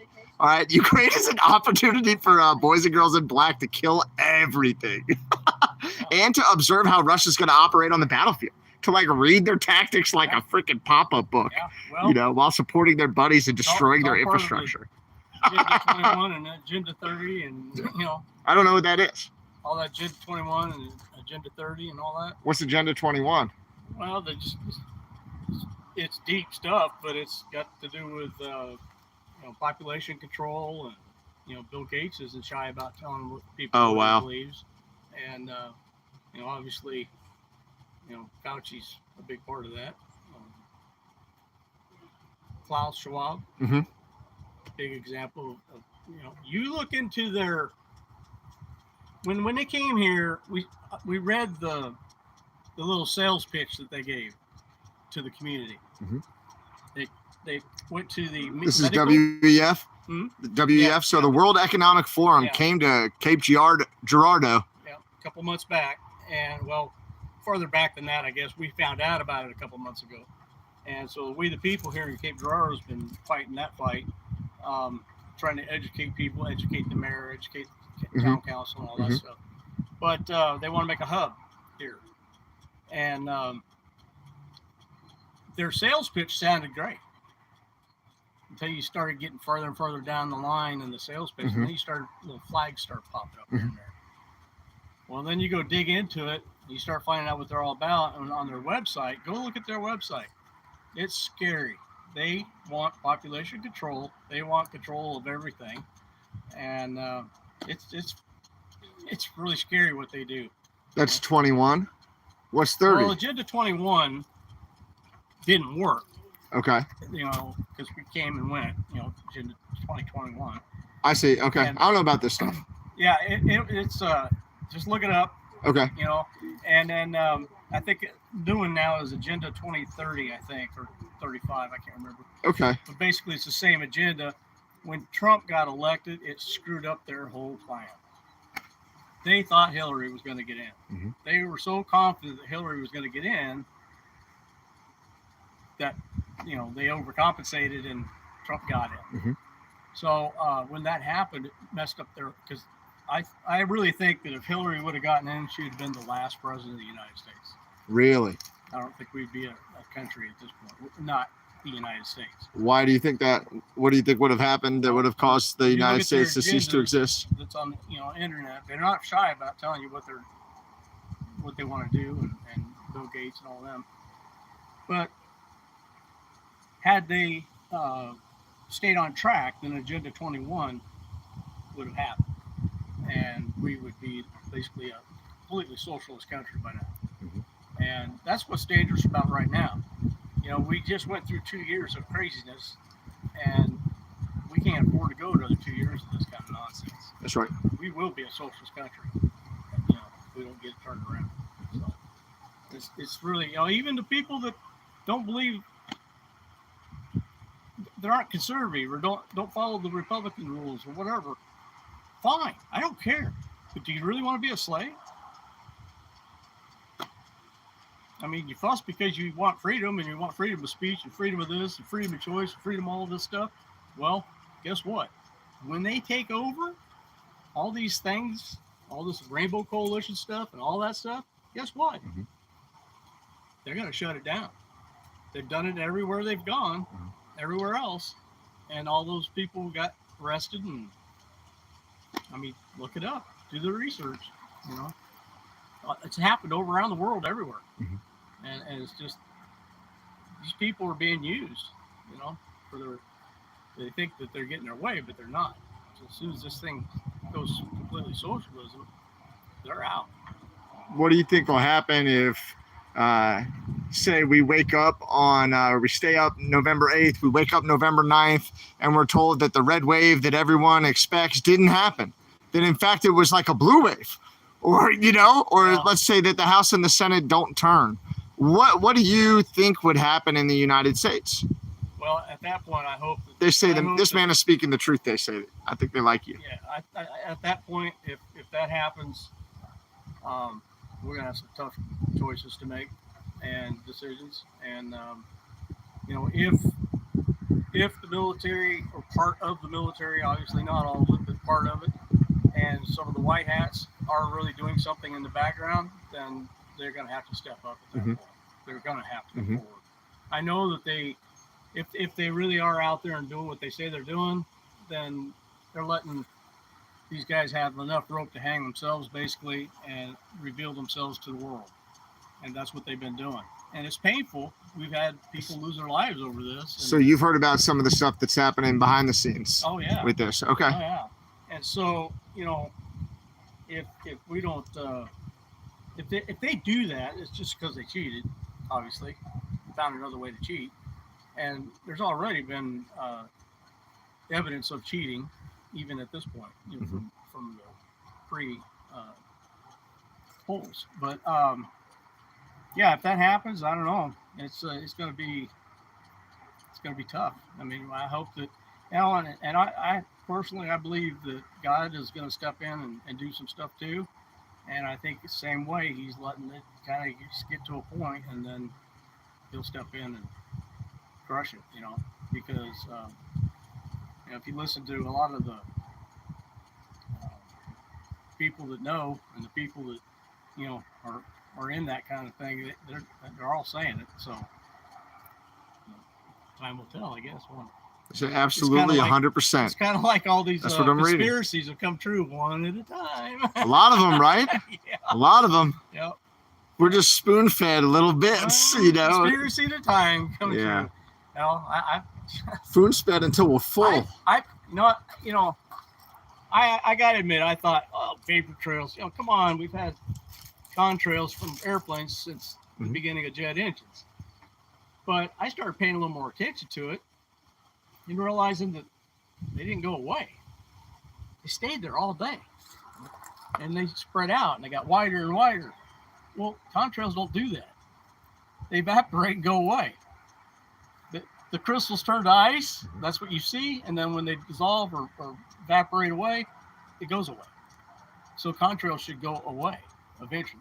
And most of the contrails don't anymore. And that's why you're seeing them staying in the sky all the time. So, boy, if they're really doing that. You think there are chemicals embedded in those? That's what they say. They say aluminum and stuff like that. And if they're really doing that, well, I tell you what, there's nothing good enough for what could happen to them. That's right. I mean, talk about all this global warming and all these things that they say are happening, and they're creating all this stuff. So, I don't know. We'll see, though. We're going to see, all right. Soon. We're going to see soon. Yep. I want to try to get somewhere like, I'll surprise, actually, guys, I'm not going to say it, but I'm going to talk to Terry offline, and we'll make a good plan for Election Day. I've got a plan about, where to be or whatever, and I'll just talk to you about that on the side. I guess, so we can surprise everybody. But I've got something good for that. So everybody, get ready, because there's going to be a victory tour around this nation. It'll be the biggest convoy you've ever seen. Oh, 10-4? And we are all going to travel the whole nation celebrating the victory. I can't wait for that. It's going to happen. I got goosebumps. It's coming. I think that we woke people up. I think people are ready to vote. Everybody I'm talking to is ready to vote. Everybody's upset, whether it's diesel prices or whether it's inflation or whether it's Ukraine. And somebody here mentioned a minute ago that American military are in Ukraine. Yes, after the Russians were using Iranian drones, they found out that Iranian military were there teaching the Russians how to use them. So then the United States said, oh, by the way, we've got a nuclear submarine in the ocean right by you. Oh, and by the way, we have Americans, advising whatever who are there for various missions. Yeah. Of course, we've had a lot of Americans there for a long time. In fact, it's an American, Elon Musk, who gave the Ukrainian military internet, which is letting them paddle Russia's ass out in the field right now, giving them incredible mobility and communications. I will say this. When it comes to elections and it comes to wars and these battles and these threats and nuclear threats and all these different things, don't sweat that stuff too much. It's all been prophesied that we're going to have a lot of that. We're going to have a lot of smoke and mirrors, and we've seen a bunch of that in the last 2 years. That's right. A lot of smoke and mirrors. And so just because you hear it's happening doesn't mean it's happening the way you hear it is happening. I mean, nothing they say at the White House is true anyway. So, if they're saying it, they're probably 180 off what's really happening. Yep. So, and to be honest with you, I think there's been a lot of corruption in the Ukraine tied to the deep state. Mm-hmm. And I think that's what's getting cleaned up. I think we had some labs there. We might have the same thing in Taiwan. I don't know, but it seems to be part of the strategy to put that stuff close to our biggest adversaries. Yep. And so, who's our best friend close to our biggest adversary, which is China? So who do we have over there? Like a South Korea, maybe, like a Japan. Okay, yeah, Taiwan is right the heck there. And I think we've always known that there's risk associated with Taiwan going back into Chinese hands. We've heard the ranking admiral of the Navy say it'll probably happen in the next 2 years because China always does this stuff early. Yep. On time or early. Yep. They're not going to be late. And now we're seeing Jinping meet with Putin, and they're talking about Putin says Taiwan belongs to China. And then they're meeting with bin Salman from Saudi Arabia, who wants into BRICS. So he's going to be their buddy too, because he wants the economic hand job from China and Russia. Brazil, South Africa, and India. And they're all freaking out right now. They're losing control, and they know it. Mm-hmm. And so, but I wouldn't get too worked up about all the rumors of wars and nuclear threats and things like that. We will see. Even with all these missiles that Kim Jong-un is firing off, like a little bitch, throwing a temper tantrum, pounding his hands and feet into the ground while he sells Russia artillery rounds. Yeah. And it's just so much involved. Somebody just said, yeah, but we can't even protect our own borders. That's what Andrew said here. Yeah. I know. I think we should have faith. Having served in the military, that there's that whole padded swath of what happens up here that none of us have any idea about. You're doing something. Yeah. Hey, look at me. There's a whole swath of stuff that happens in the world, that we have no idea about. All the time. And guys, in a lot of ways. Think about the last 2 years. What have we learned? It's just overwhelming. Well, tell us a couple of things. Oh my God. What are you thinking about? Oh man, when you think about aliens. They've given us a lot of data on that, and they've openly set up a group in NASA, and they've had a bunch of naval commanders give us their statements. Yeah. Okay, slow release on that. What else? There's just so much stuff. I mean, there's just when you start uncovering and digging into this stuff, people, if they just do their research, my gosh, it's there. Mm-hmm. And it's blatant. Mm-hmm. And they tell us what they're going to do. Mm-hmm. Since all this has happened, 2 years ago, if you'd have told me half the stuff that I know now, I'd be like, all right, I got to go now. Yeah. But you can't make this stuff up. What's been most shocking, do you think, to learn? Or was there anything that you didn't think that then you found? And what specifically do you mean by that? And I say the same words. It goes on and on and on. I can't, it's just so much. So much. When you start finding out that the guys who you thought were on your side, that were in the White House, were actually on the deep state side. Go read up on those Agenda 21s and Agenda 30s and stuff like that. Find out who signed up. You've seen the funeral of Senior and all the envelopes that got handed out during the service. You've heard about that or seen that video. No. What do you mean? George Bush Senior? When he died, just as they were carrying the casket out between the crowd, people had just been handed a bunch of envelopes to specific people. When you dig into what those envelopes, what was behind all that, and supposedly the message in the envelope was, "I'm sorry, they know everything." From Senior.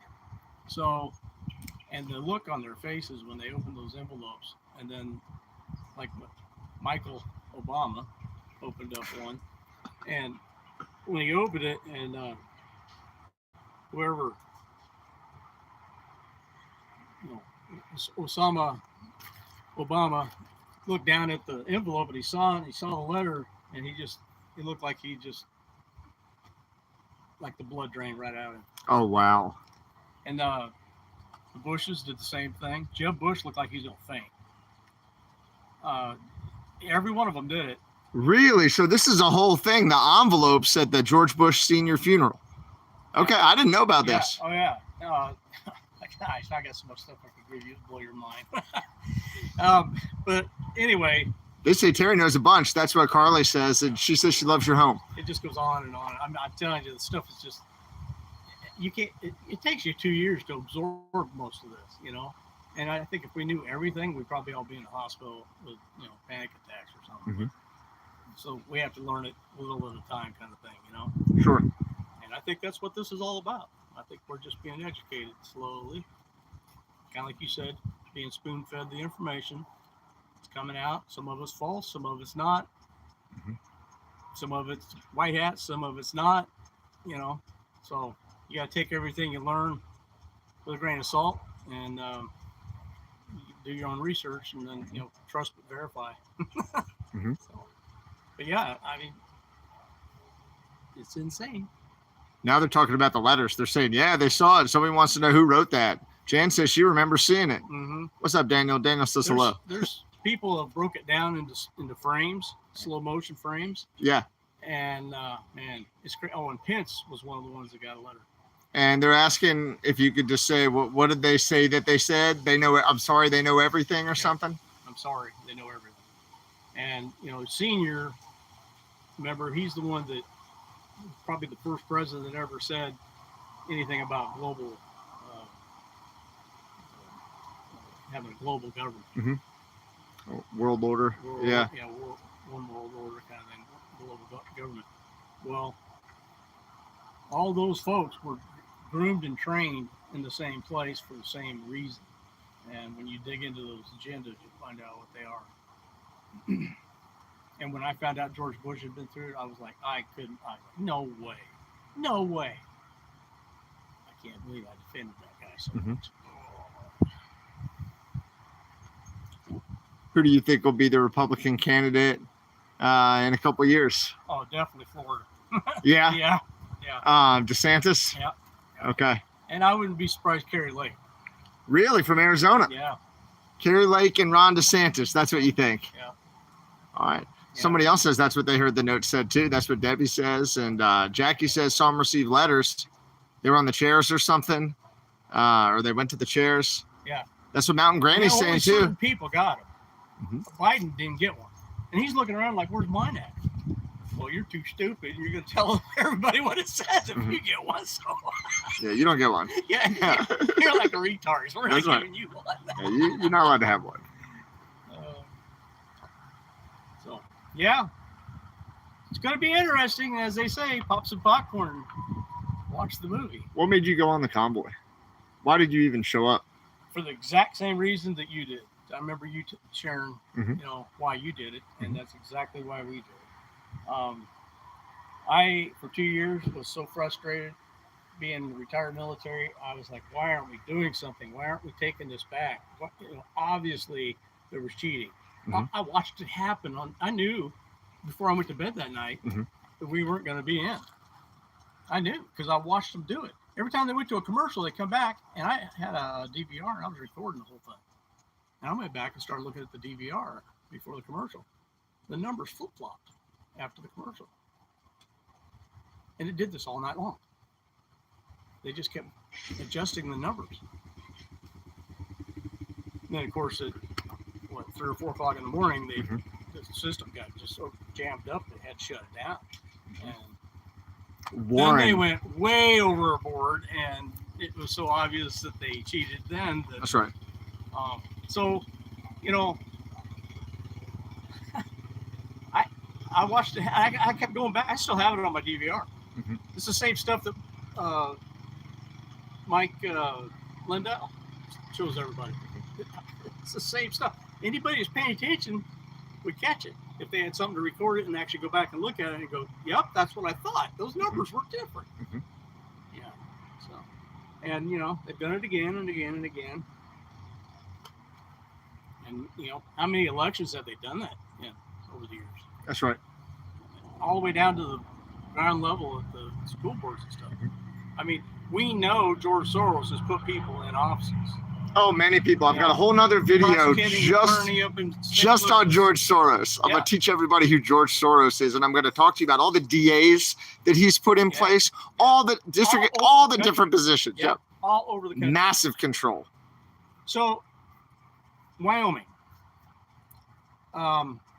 Which is where you're from, right? We're in Missouri, but from Wyoming.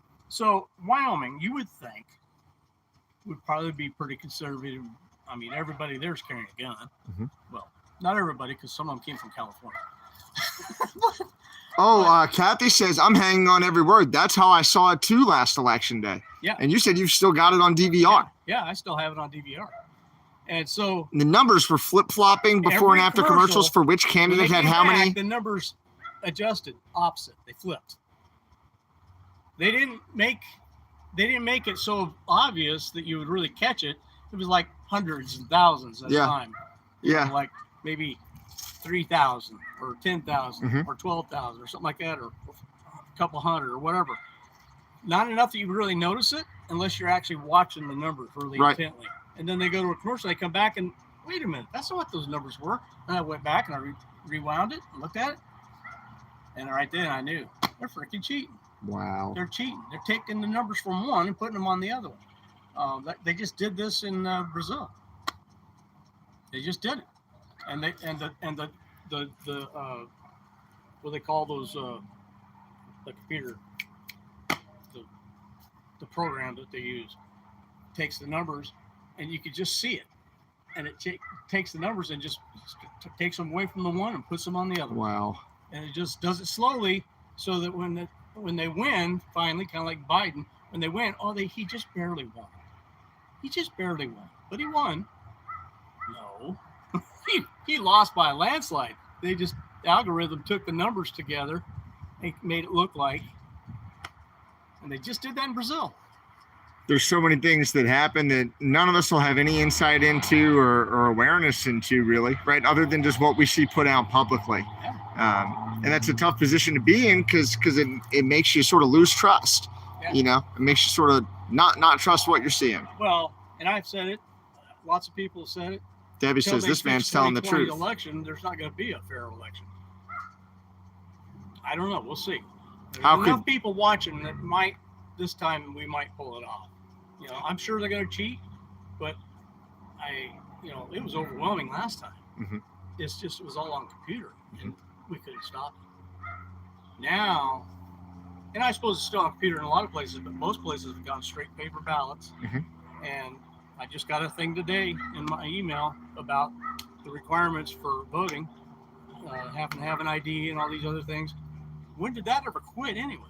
Deb says you have Wyoming common sense. I used to have a voter's card, and I remember going to the polls one time and pulled it out, and I said, and they said, we don't need that. You don't need my voter's card? So. Debbie says they're going to cheat. They already are. Yeah. They've been doing it for a long time. Have you ever heard anything about how people who aren't yet citizens of the United States are able to vote in the United States by just living in a certain area for a period of time, like New York, Florida, California municipalities? I'm sure they are. And that's the whole purpose of the open border down south, is bring everybody in here, when they came in across the border down there, mm-hmm. And I don't know this for a fact, but I've been told they were given a quarter. And on the one side of the quarter, it had in Spanish, vote for her, or vote for the woman. I did a video about that just the other day. I think I have one of those quarters right here. I'm looking. Let me see what I have. It says voto para la mujer. No, these are different quarters. But it does say I vote for the woman in Spanish on a 2022 quarter. Yeah. I did a whole video on it the other day. Yeah. Yeah. If they're doing that with them, then. So you heard about that? Yeah. Separately from the. So why do you think they put that on a quarter? Trying to intimidate these people into voting, for their favor. Whoever, I'm not sure what the woman's got to do. Whoever the woman's going to be. Maybe the vice president selections that they put up. Who knows? I hope it's Carrie Lake. Yeah. Yeah, she's tough. She is tough. There's a bunch of tough gals in politics right now. And I'm telling you what, the mom of the bears have woke up. That's right. I was so impressed by how many moms and women I saw on the convoy and who come out to the different stops and events. So impressed by those women. Colorado's got a good one. South Dakota, obviously. Bobert, are you talking about? Yeah, I voted for her. Gun carrying gal. I voted for her. Yeah. Yeah, and she went in there and slapped her gun right down on the. She represents me. Podium. Yeah. I like her. Nancy Pelosi's like. I bet she was. She probably pissed her pants. I just saw right now that her husband just got out of the hospital, 6 days, hit in the head with a hammer. Here's my thing. It's too bad he got hit with a hammer. Okay? That's too bad. She probably had that done. I'm saying that shit was coming. It's too bad that it happened. But here's the thing. You get hit in the head with a hammer, you have brain surgery, you spend 6 days in the hospital. You don't remember anything that happened. They're saying somebody else opened the door, and they're saying somebody's going around yelling, "Where's Nancy?" Well, who reported that? Yeah. Was it on the police body cam? Or was there another person there? Like, was the other person the gay lover? And was this guy really the random nut job who showed up? Or was that guy the prostitute because he lived under a gay pride flag in a school bus? And that's not very MAGA. Yeah. Like he lived under a gay pride flag. It got Nancy Pelosi written all over it. And here's my thing. Like, do you think Nancy Pelosi is like a sweet, empowering, nurturing lover? Do you think she's like fucking him really good? No. Evil. That guy's rebelling with DUIs, drugs, and banging dudes. That's what Hunter's doing. That's what I say. Hunter does the same thing. They're rebelling. Beau Biden was the favorite. Hunter Biden couldn't live up to his dad's expectations. The heir and the spare. He went off scale. Off rail, did everything you're not supposed to do. That's right. And he got caught doing it. And he doesn't care. Who else takes their laptop full of that stuff and then leaves it there? Right.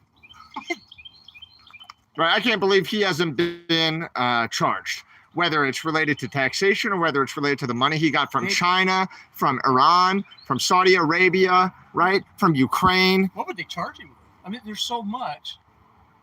Which one would you? Just something small to let us know that we hit him, and so he knows he can't keep fucking around. Yeah, something small enough to pacify the public, to let him know they did something, and to also slap him around. But nobody fucks with the Biden. Don't forget that. Yeah. You know what usually happens? Isn't that what he said? They go down for something really stupid like tax evasion or something, Al Capone, whatever, yeah. It's like, come on. Tax evasion. Get him for that. I don't care what you get him for. This is what they're going to get him on? Just do something. And didn't President Trump say the glass looked like it was busted from the inside out? I don't want to go down the whole rabbit hole, but here's the only thing I don't get.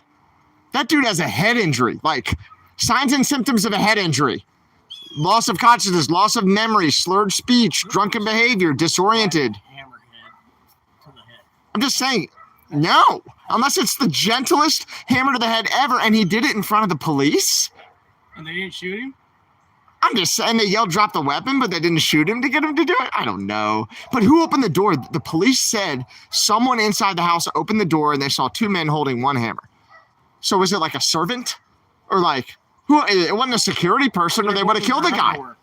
You know, were they in their underwear? Who opened the door? I just want to know who opened the door. And once we know who opened the door, we're going to, This smells a lot like the RV bomber in Tennessee. Oh, I don't know about that. Nashville. I don't know anything about that. Right after the election. No. Yeah. I don't know about it. Military guy. I didn't hear about it. Oh, yeah. No, I didn't hear anything about this. What happened? So, there's been a lot of corruption in Nashville, too. Shortly after all that happened, these computers, these Dominion machines or whatever they are, were stored in an AT&T building in Nashville. Okay, Jan says she remembers. Yeah. Silly remembers, yeah. So, all of a sudden, there's and nobody knew that was what was there or anything, and didn't even know anything about it. So supposedly this veteran that lives in an RV, like an old Class A RV, Yeah. supposedly he was disgruntled and went and set off a timer or a bomb in his RV, and he blew it up right in front of the AT&T building where the machines were. Oh, I see. Okay. So they destroyed the machines. This is, you can see it, right? They're looking for these machines so they can investigate. Yep. Oh, the machines just got blown up. It just happened to happen. Sorry. What the heck? The guy who supposedly blew them up, there's a camera, like a traffic camera or whatever, that catches the whole thing. That RV sat out there for 30 minutes in the street with a loudspeaker warning people to get away. No way. That it was imminent, whatever, something. Warning people? Warning people to get away. Never saw a person. Nobody ever came out of the RV. What? And so what was the deal? So supposedly the RV blew up finally. But if you watch the camera and you slow it down and go frame to frame, it wasn't the RV that blew up. You could see something come in real sharp, straight down. That's what D. Roz just typed in. Saw a video on Telegram that it was a direct weapon that hit the RV, is what they say. So they thought a missile or something like that went straight in, but it wasn't a missile. When you slow it down enough, you could see it's 2020. Not a missile. Yeah. It's a laser. Laser. Wow. So, and it wasn't the RV. When you slow it down and catch those couple frames that show it at impact, there's a car sitting on the right of the street, lasing the closer target to the camera than the RV was. Yeah. And right in front of that car is where whatever it was went and hit. That's where the flash was. Really? Kind of like the bridge in Ukraine. Yeah. That they blew up. Yeah. Frame that one. Didn't even hit the bridge. Oh, wow. There's some buildings off over here on the hillside. If you frame it real slow, the explosion happens below the bridge down to the right. And the explosion goes up past the bridge, but never even touches the bridge. But it goes up past the bridge from the camera's angle, and in a quick moment, it looks like the bridge got hit. And after it clears, the bridge is fine. Right. The rails are still there. Everything's still there. Nothing got. It was set up. It was something that happened in the background to make it look like the bridge got taken out. Mindy says it was a direct energy weapon. When you start hearing all this stuff about, Sylvia says, yes, Terry knows. Lots of thumbs up. Sylvia's my head moderator. I do research every night. I sit down and How do you find this stuff? Yeah, what are good sources if people want information about this? Okay. Telegram, because they don't hurt. They can't get to it and stop it. So citizens communicating. Now, I will say this: there's some rabbit holes. There's a lot of rabbit holes. Yeah. And go down them, but just keep your head on right. Yeah. Some of them are probably there for the wrong reasons. They're misinformation. Okay. And some of them are pretty deep. Some of them are a little bit. You get into some, and it's like, okay, I'm shutting that off. Yeah. If that's true, I don't even want to know about it right now because I'm already overwhelmed. That's what Carly said. I wish I didn't know all this crap. Yeah. She says, yeah. 2 years ago, if you had told me half the stuff I know now, oh my gosh, you're crazy. Is there? Stay away from me and my kids. What do you think? Like the top thing is that you've learned that you didn't know, that you found shocking, that you didn't know before, that you know now. Okay. I tell people this all the time. When I was going from 6th grade into the 7th grade, I was down in South Florida, and I was going from the grade school to junior high, 7th and 8th grade. And then the high school was a different school. When I was going into 7th grade, I remember distinctly standing one day and just thinking, everything's fake.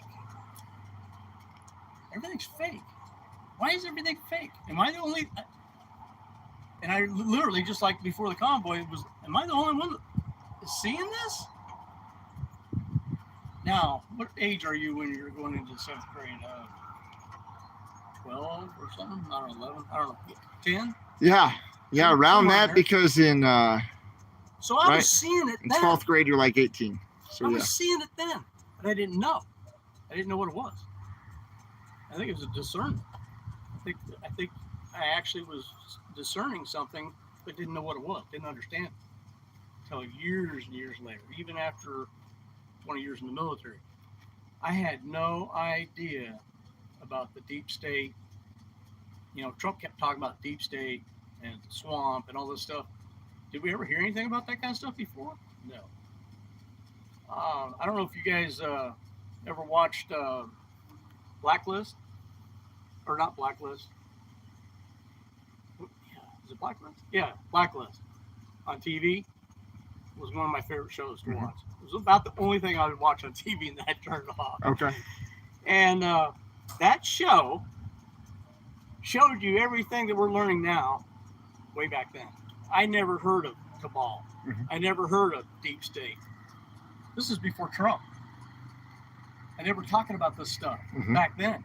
And an elite group of people that thought they were higher than everybody else and they would control populations. And they would, if you guys go back to the population control stuff, it'll scare you. This happened every X amount of years, one way or another. Really? From the beginning of time.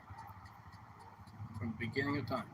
Do you mean naturally or by political leaders? Man caused. Swine flu. All these things have patents on them. Follow the money. Patents.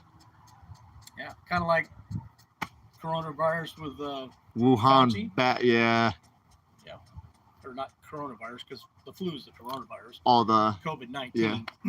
And why is it called COVID-19? Oh, because it came out in 2019. Yeah.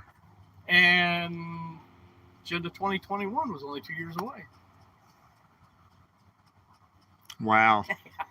Guys, I think we went down a little bit of a rabbit hole tonight. We Their went down a plan- couple, but we've their come back plan up. Got completely diverted when Trump got into office. That I believe. Completely screwed up their plan. Hillary was a shoe fit. She was going to go right in. They were so convinced of it that they didn't even worry about it.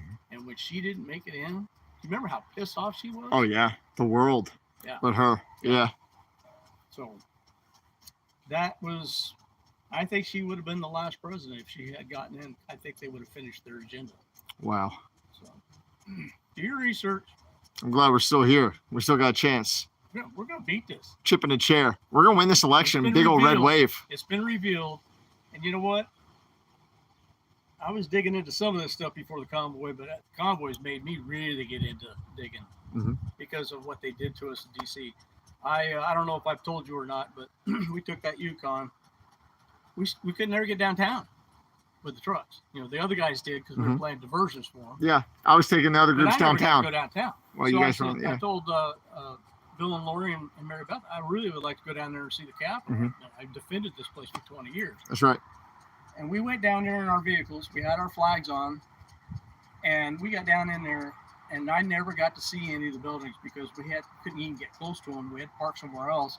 But where we were parking, you could tell the people were waiting for us to leave. As soon as we did, they were going to vandalize the hell out of our vehicles. Oh wow. And so we paid for parking, and then it was really confusing about whether you're going to get towed or not. You couldn't even make heads or tails of their stupid rules. And tried to talk to a parking meter person. He says, you know, I'm like, where can you park? He says, not there. That's all he had to say. You know? Thanks, buddy. Yeah. Anyway, we got maybe 5 minutes down, you know, walking, and we were not having good fuzzy feelings about it. And all four of us agreed that we needed to go get our vehicles and leave. Yep. And I said, you know, it was heartbreaking because at that moment I realized that was not my Capitol. And I've never been to it. I've always wanted to go see the Capitol and the Lincoln's Memorial and all that stuff. And at that point in time, I didn't care anything about it. Jackie says, like- Terry, thank you for fighting for our freedom. It just felt like, thank you. It just felt like my heart got ripped out because it was like, that's not my Capitol. I don't know what that is. It's evil. Whatever it is, it's evil, and it's not got anything to do with, you know, God-fearing, red-blooded America. And I can't believe that. That still today, that just stumps me. Mhm. I mean, I knew there's corruption. There always is in government. So, That's right. you know, Yeah. but not to the point that it's just downright evil, Mhm. you know? That's how it felt to me when I was there. Evil. And it got to the point where I was like, you know what? I don't even want to see it. You know, I kind of wanted to see it before they burned it down. Yeah, But 10-4. now I don't even care. Thanks, Magic D. Magic D, thanks us both for our service. Yeah, you're exactly right. I mean, good versus evil, right? Morals and values, right? Common sense. I like that, Ellen. It's what we've seen. I think a steady degradation of our freedom and of the morals that hold our society together that support those freedoms. I'll give you an example. See those tags on that vehicle? Yeah. Well, we won't look out of it. They Yeah. They expired a couple days ago Okay. on the 31st. Yeah. I'm in Missouri. To get my DV tag, I have to be in person at the DMV in Wyoming to get my tag. In person. In person. I have to bring in a letter from the VA proving that I'm still disabled veteran. I'm 80% disabled, 100% unemployable. It's permanent, and it says permanent right on it. It's not going to change. I'm retired. What the hell's going to change? Nothing. Yeah. They won't give me my tags. They won't send them to me. The lady was completely heartless. Rude as could be with me on the phone. Absolutely. That's the rules. That's just it. You just got to figure it out. I'm like, lady, I'm in another state. Yeah. How am I going to get home? Yeah. I can't even. I said, I can send you. Well, you have to prove that you're, you know. And what happened was, because I was in Missouri when my eye got hurt, they had to change my veterans. I'm still Wyoming resident, still Wyoming, you know. They had to like get you locked in with the VA out here instead of just they had out to- there. and Yeah. They put me on what they call a traveling vet, Okay. but it showed this address. So when I brought up the letter, it had this address on it. Wyoming won't give me the tags because it has this address on it. That's crazy. I've got a house in Wyoming. I had to fly to I've got Colorado to business get my in tags. Wyoming. Yeah. I've got everything else I own in Wyoming. I got bills in Wyoming. I pay taxes on the house in Wyoming. I got more stuff. I told her, ask me for anything besides that letter with my address on it, and I can give it to you. Bills, whatever. Nope, has to be that letter. You make them change it back to Wyoming. I said, I can't until I get back to Wyoming. Right. I just had eye surgery. Yeah. Those people will get paid if I change it. And she didn't care. So now here I am driving around on expired tags because that nitwit up there Won't put something in the mail. Yeah, and I'm like, Yeah. you can't even make a common sense, you know, judgment based on case by case scenarios. Nope, that's the rules. Okay. And you know what I told her? Man, if I ever have the opportunity to defend your dumbass ever again, I'm gonna go, you know, I'm just not feeling it today. I got stuff going on. Yeah, I just not feeling it today. I think unless you can just show up and help, Yeah. I'm just not going to do it. Yep. It's just the rules. That's how I feel today. Yep. So, and I told her, I said, you know, I told the lady, I said, you know, she said something about free license plates and everything, and I lost it. I came out of court at that point. And I said, look, lady, if you think I did everything I did in the desert and all the bullshit I went through for a free license plate every year, you could take that license plate, shove it up your ass. That's right. I said, I don't know how you sleep at night. I hung up on her. I'm tagging it here in Missouri. Yep. I'm an opposite snowbird. I go to Yeah. Wyoming in the winter. Yeah, that's right. Yeah. Missouri in the summer. I like the snow and the wind. Ass backwards. Yeah. I don't know. But it's just the way it is until I get that house sold up there. Well, hey, let's go get that fire ready. Let's go light a fire. Yeah. All right, visionaries, we're going to cut you off. Yeah. We're going to say goodbye. We're going to flip you around. We'll say goodbye together. Sweet. John and Terry. We'll see you guys at Branson. Show up at Branson. We want to That's see right. you there. Thank you for having me, I'm my very brother. proud of Awesome you. to see you I'm so again. proud of you. All right, we got a lot of good work to do. Yes, we I've do. enjoyed working with you and, Yeah. you know, learning from Oh, it you. ain't over yet. That's right, brother. And then All we're right. going to have the victory tour. Then we'll do the victory convoy. So, all right. Thanks for hanging out, everybody. Love you. Have a great night. And, Name it, claim it. yeah, you heard it here. See you in Branson. Awesome. That was